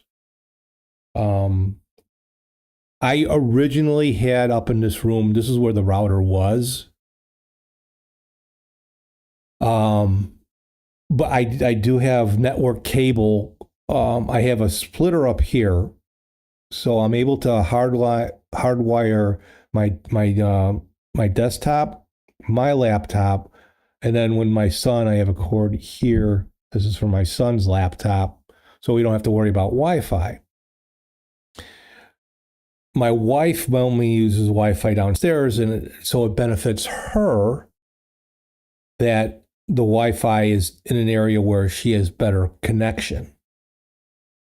But the thing is, my old Galaxy S2 has a better connection, doesn't drop connections like this tablet does. Love this tablet, except for the Wi-Fi. I could be next to the router, and I still have. So it will have a decent down. It would be like if I'm downstairs, this tablet has like 45 megabyte download. If I'm on my phone's at 138. And we're 10 feet away from the router. What the fuck? You know? Is that Comcast fault or is that, Lenovo? It's a Lenovo tablet. You feel like the more modern Wi-Fi devices will always reset the connection no matter what I do. Maybe it's like security thing where it resets the address. I don't know, but I'm gonna come on, close.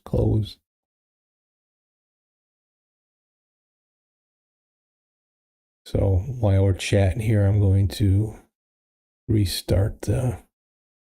Sometimes a reboot and a reconnection will help.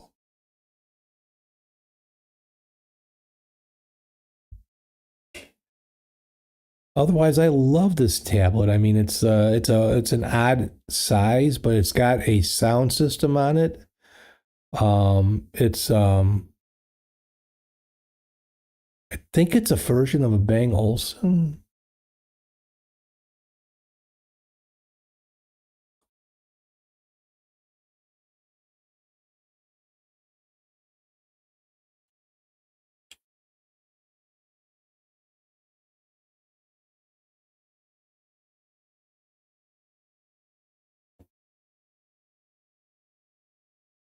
Let's see.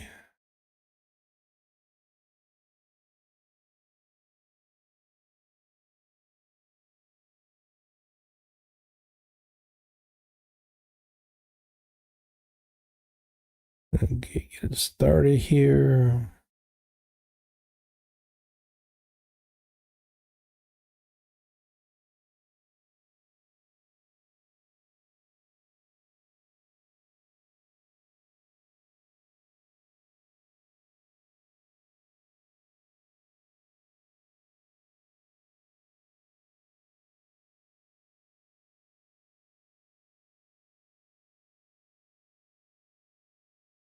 Let's see.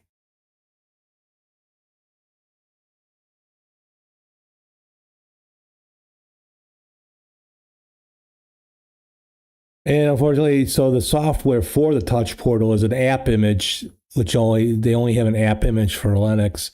There are some people that are trying to get it to work through Wine and that because they don't like the app image. So they can try to have it on that, but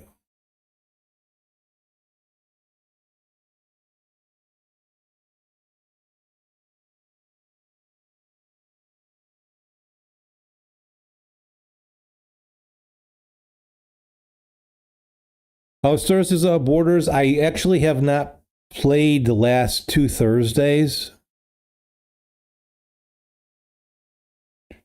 Okay, what the?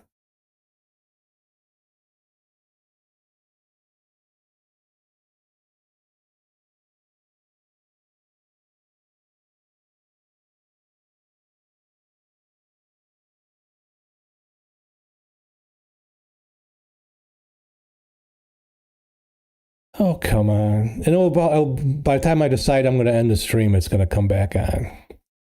But no, I didn't do Thursdays Without Borders. Actually, I didn't do it either day. So I'm doing, or I'm trying to do OpenGuess or GeoGuessr twice a week, Wednesdays and Thursdays. So Wednesdays, I'm playing Wednesdays with Borders.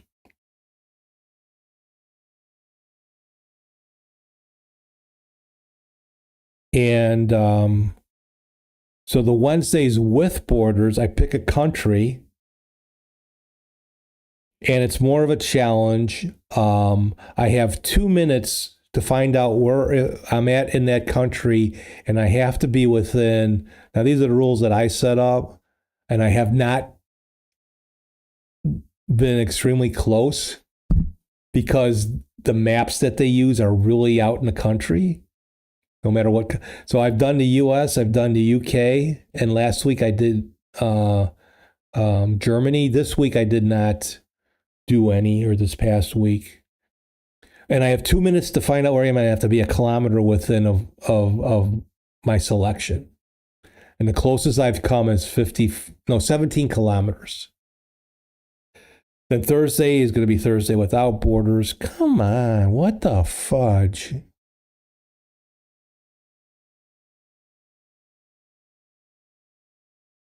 That's that type of thing. Discord works.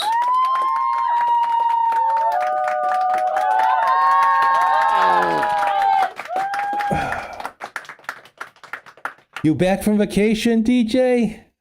Welcome, DJ 506. Welcome to Steve fucking up his stream. How are you? Did you have a good vacation? I hope you did.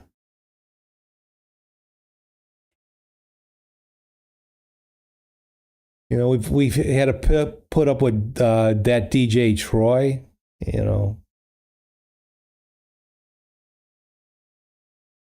But I hope you got some refresh.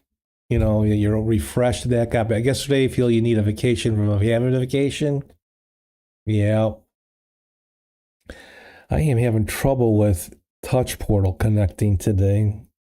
There we go. It must be DJ 506.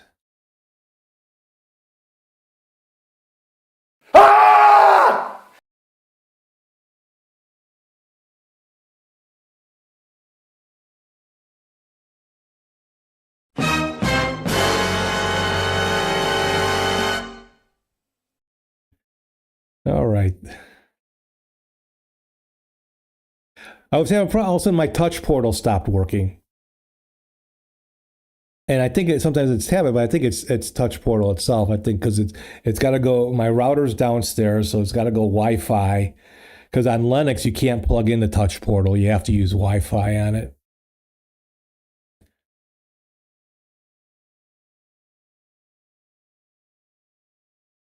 But yeah, so Donnie, I haven't done. I had to run some errands both days, and it just by the time I got back, I just didn't have the time to spend a stream. So hopefully, so that's what I'm looking to do. And then I made some new thumbnails for those streams.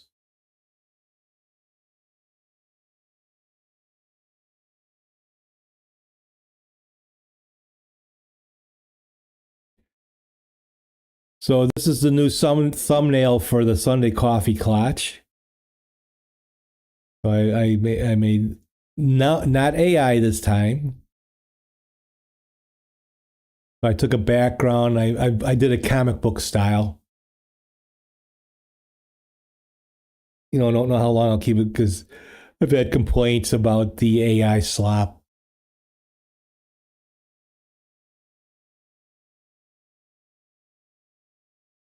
So there's that one. And then I created for Wednesdays Without Borders. You notice with the new StreamerBot update that it takes a few minutes for my Stream Deck to run any of the commands on the stream. I heard I have not updated. I did not. I'm still on 104 on my Linux. I heard that it's really bad on Linux because there's a specific DLL that's missing that you literally have to go into either, if you don't have a Windows setup, you have to go into Windows to pull out that DLL, or you have to download the ISO and unzip it to get to it.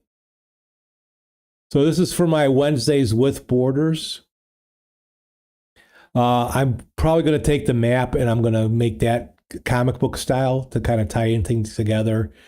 And then this is my new one for Thursdays Without Borders. And the Thursday Without Borders will still be traveling around the world and no time limit and all that stuff. So Wednesday with Borders is I have a time limit. I have to be within 1 kilometer. I have 2 minutes to figure out where I'm at. The maps that come out are like out in the country and trying to get to civilization sometimes. And I'll pick a specific country. So I've done the US, I've done the UK, and I've done Germany so far. So I pick up a different day. So these are my new thumbnails that I've made.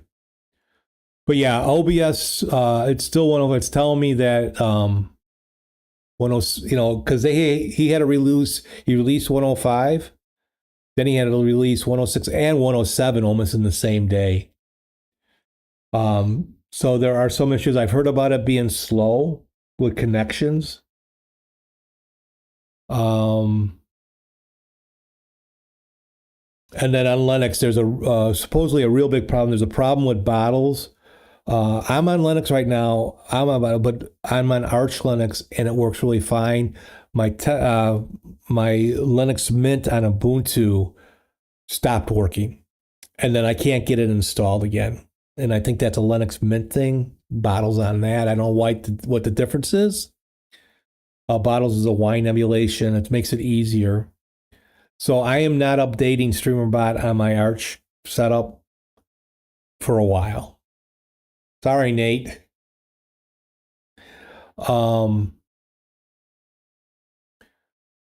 Because everything works. Now, will certain things from Twitch stop? I don't know what I have or don't have with that. All I do on Twitch is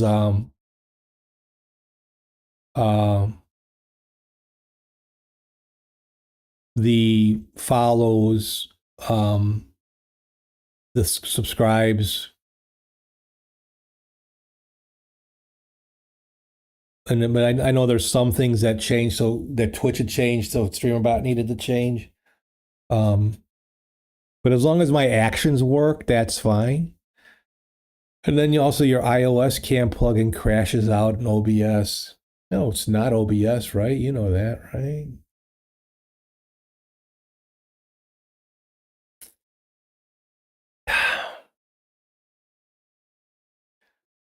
My streaming button on on my touch portal says that I've been streaming for 7 hours and 20 minutes. I set up, so I can see what I'm streaming or not. I don't know. But I'm on OBS on my Linux setup. I'm on 32.2.2.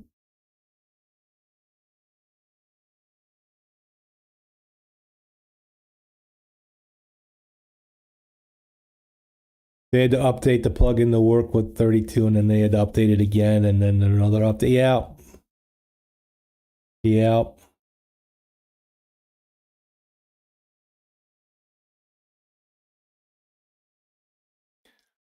But I'm glad you're back. I'm glad you had a good week off. Oh, I saw on Blue Sky a post from Zach Bussey. I know you've done it, but where you can't have VODs and you can't do clips. But I think you can do. I think you might be able to do clips now. I saw that in another spot. But Zach Bussey says that if you won't, you guys, you DJs won't be able to do replays. Because I've known you've done replays that you could either be banned or kicked out of Twitch if you do replays anymore. Where is that? Let's see.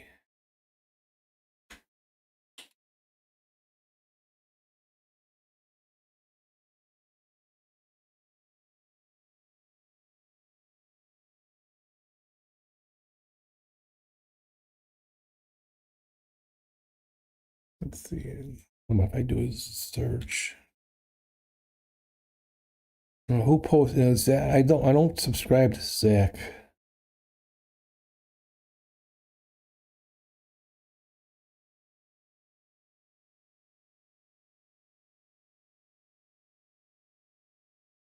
But it was Patrick that posted it.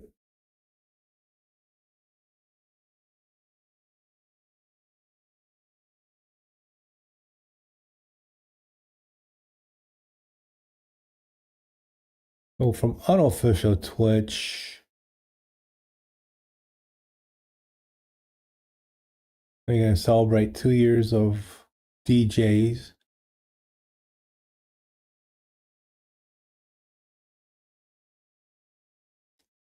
Let's see if I can find that. Did you saw that? Yeah, reruns, right? Replays that they taken away the ability. Okay. Yeah.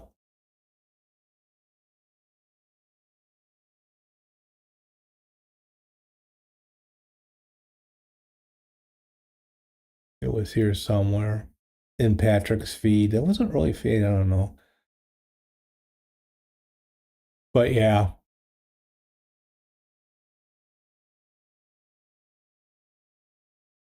So I've changed my setout, DJ. I changed my colors around a little bit.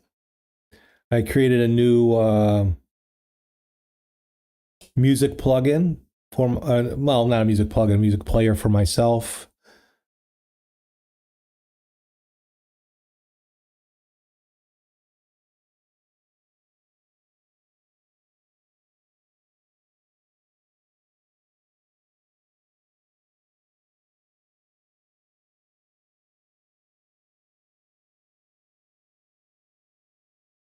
I like the color. The colors came by accident.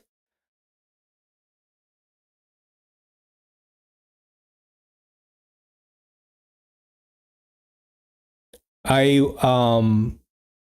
had my assistant, my AI assistant, create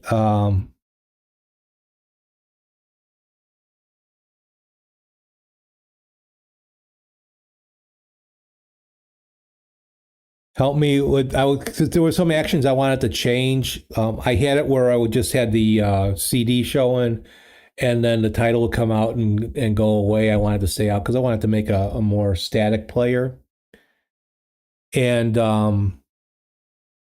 I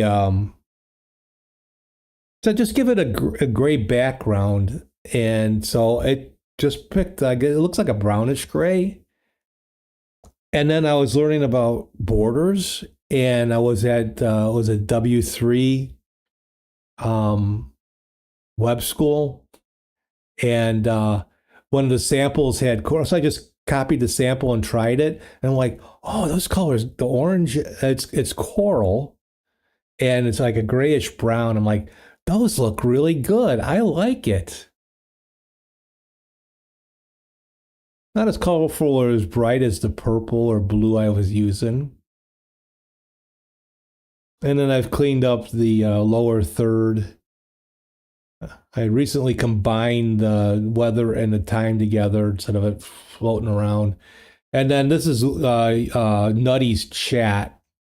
So I've done a full chat instead of.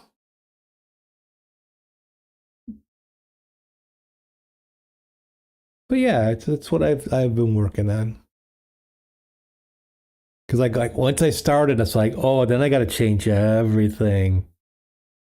Got to change everything.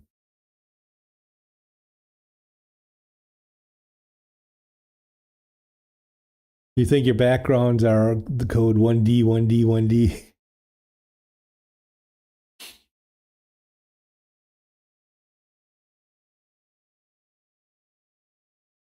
So actually, I do Nutty's chat with just that color of the background, but then the I added the stroke effect because I have a transparent background then for the chat, so it covers all the bubbles that are coming up.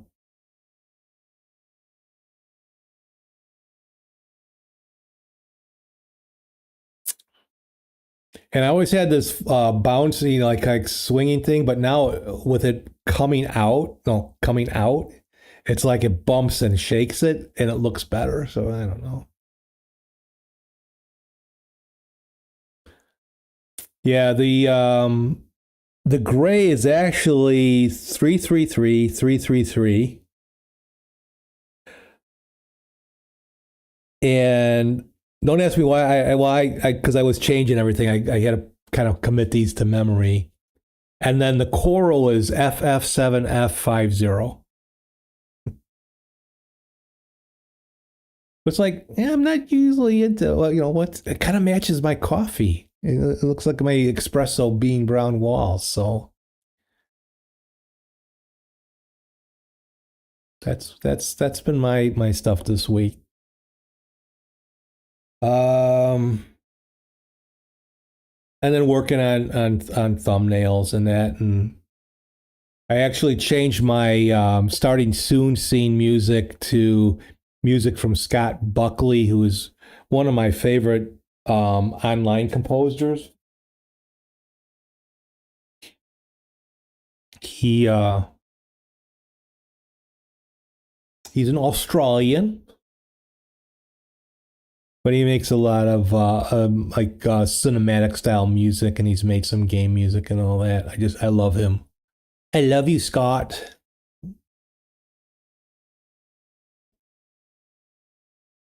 And his music is royalty free.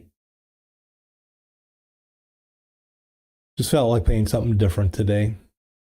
Just orchestrated music.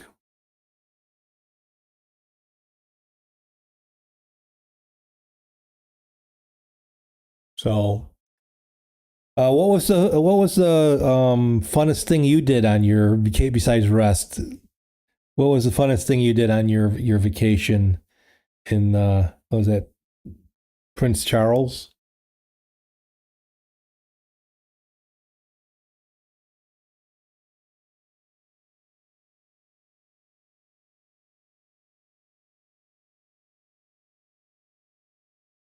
Oh, excuse me.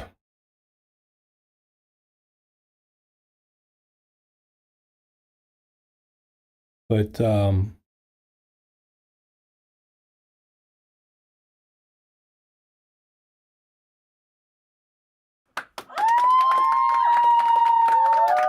Miss Kate.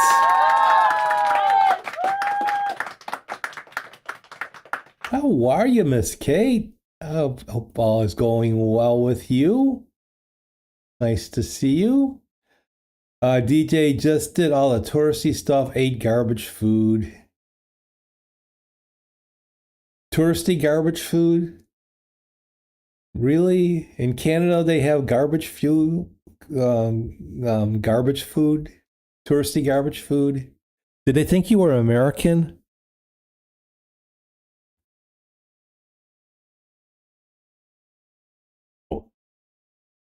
Well, that guy's American. Let's give him some bad food.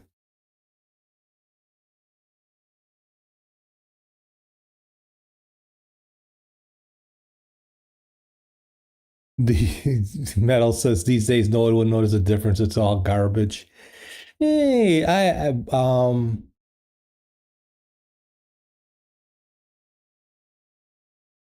no, fast food, yes, in a way.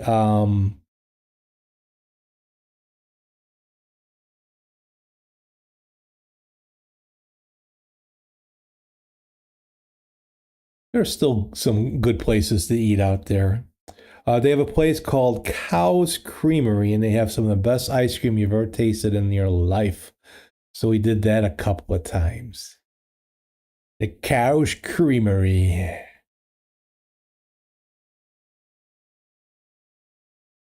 And you had a lobster roll because you got to do that when you're in the Maritimes. That sounds good.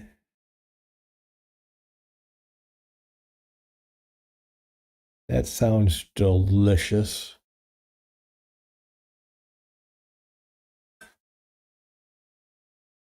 I had a good gyros this week.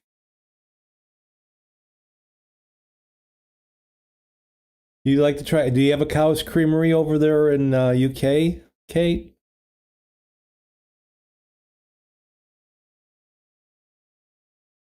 Nope. We've had some. We got. There's a couple of good ice cream spots near us. A couple. Um, you have your choice. Frozen custard. Uh, there's a place called Andy's that is going up a lot around. Excuse me, our parts.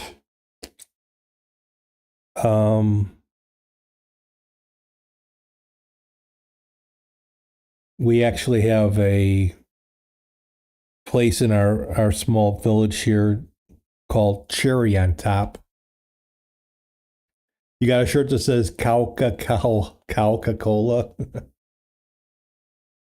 I'll look for that on your next stream there.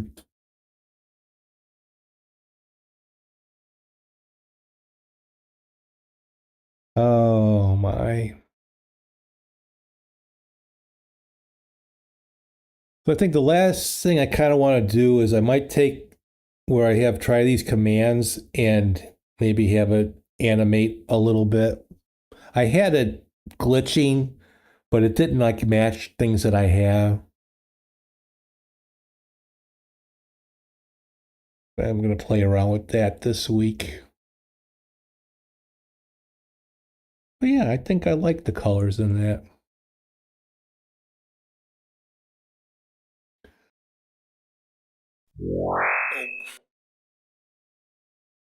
So the hologram, I took out the noise, so it's doesn't look as good, but I actually did some adjusting in that. I think it looks really nice. So Kate, we really have some frozen stuff up here in space.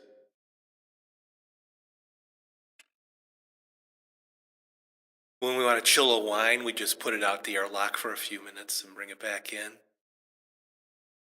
You can have some frozen wine.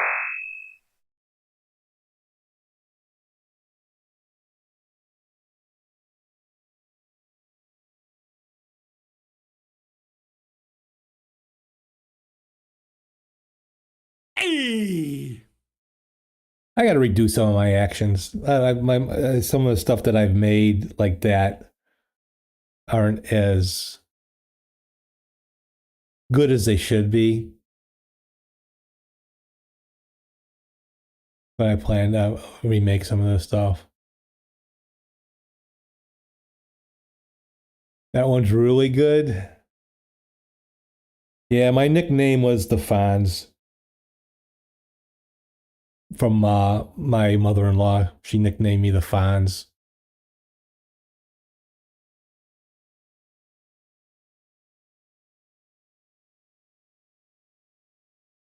Not that I look like the Fonz, but and not that my last name is Fonzarelli.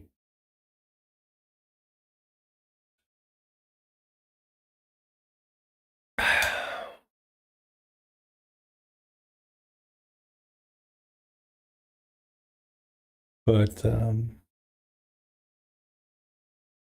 at least it wasn't like this week wasn't extremely warm. We had a couple of real humid days. What a boomer.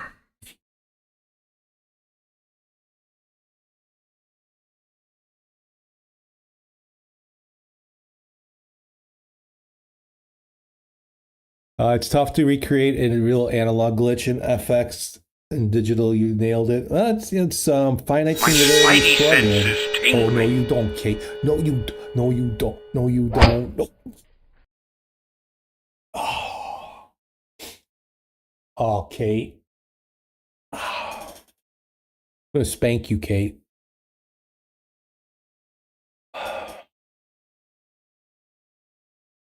Get naughty here. I'm gonna spank you. Spank you hard.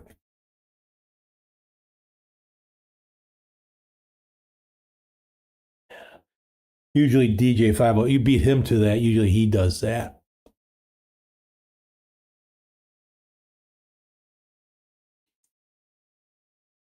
I hear you Brits like that little kinky stuff, so. It's been a warm week in the Maritimes with temperatures. Wow. Yeah. Oh my gosh. Yeah, we've not reached the hundreds again. We're in the 90s, I think, one day, but there's nothing worse. There's nothing worse than high humidity and cooler temperatures. It was like 93% humidity and it was 70 something out. Who's that? I don't know.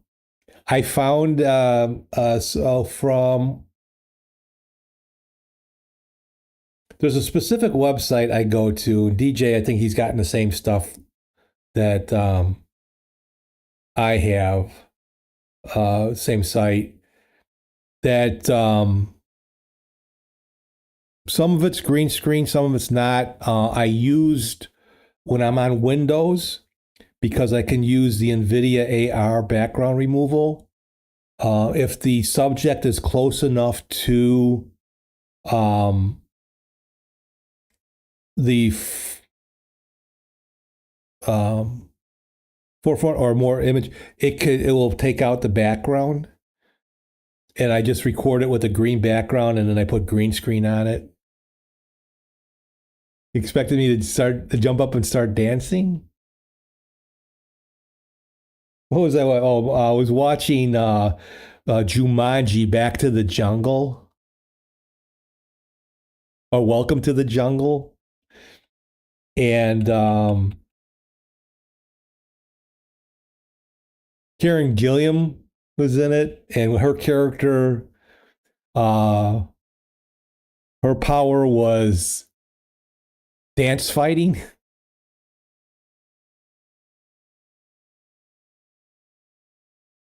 Karen Gilliam, one of the best things out of the UK, next to Kate, who's going to get spanked. Griantic Mold says it was 111 of dry desert heat here yesterday. No big deal compared to that. Yeah, it was, so it was like 70, 78, it was dropping, it was going on to 75, and the humidity was 93%.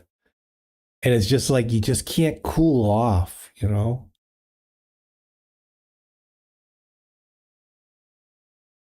When the heat, you know, when it's 75 and the heat index is 79, like there. And then look over in Europe, the heat wave that they've been having. The Danube, have you guys heard about the Danube?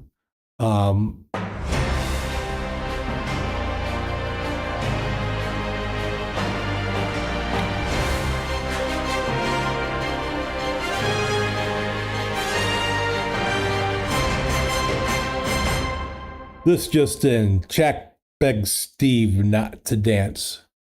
News at 10.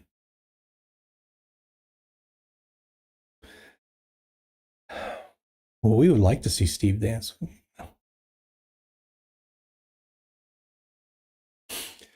Oi, oi, oi.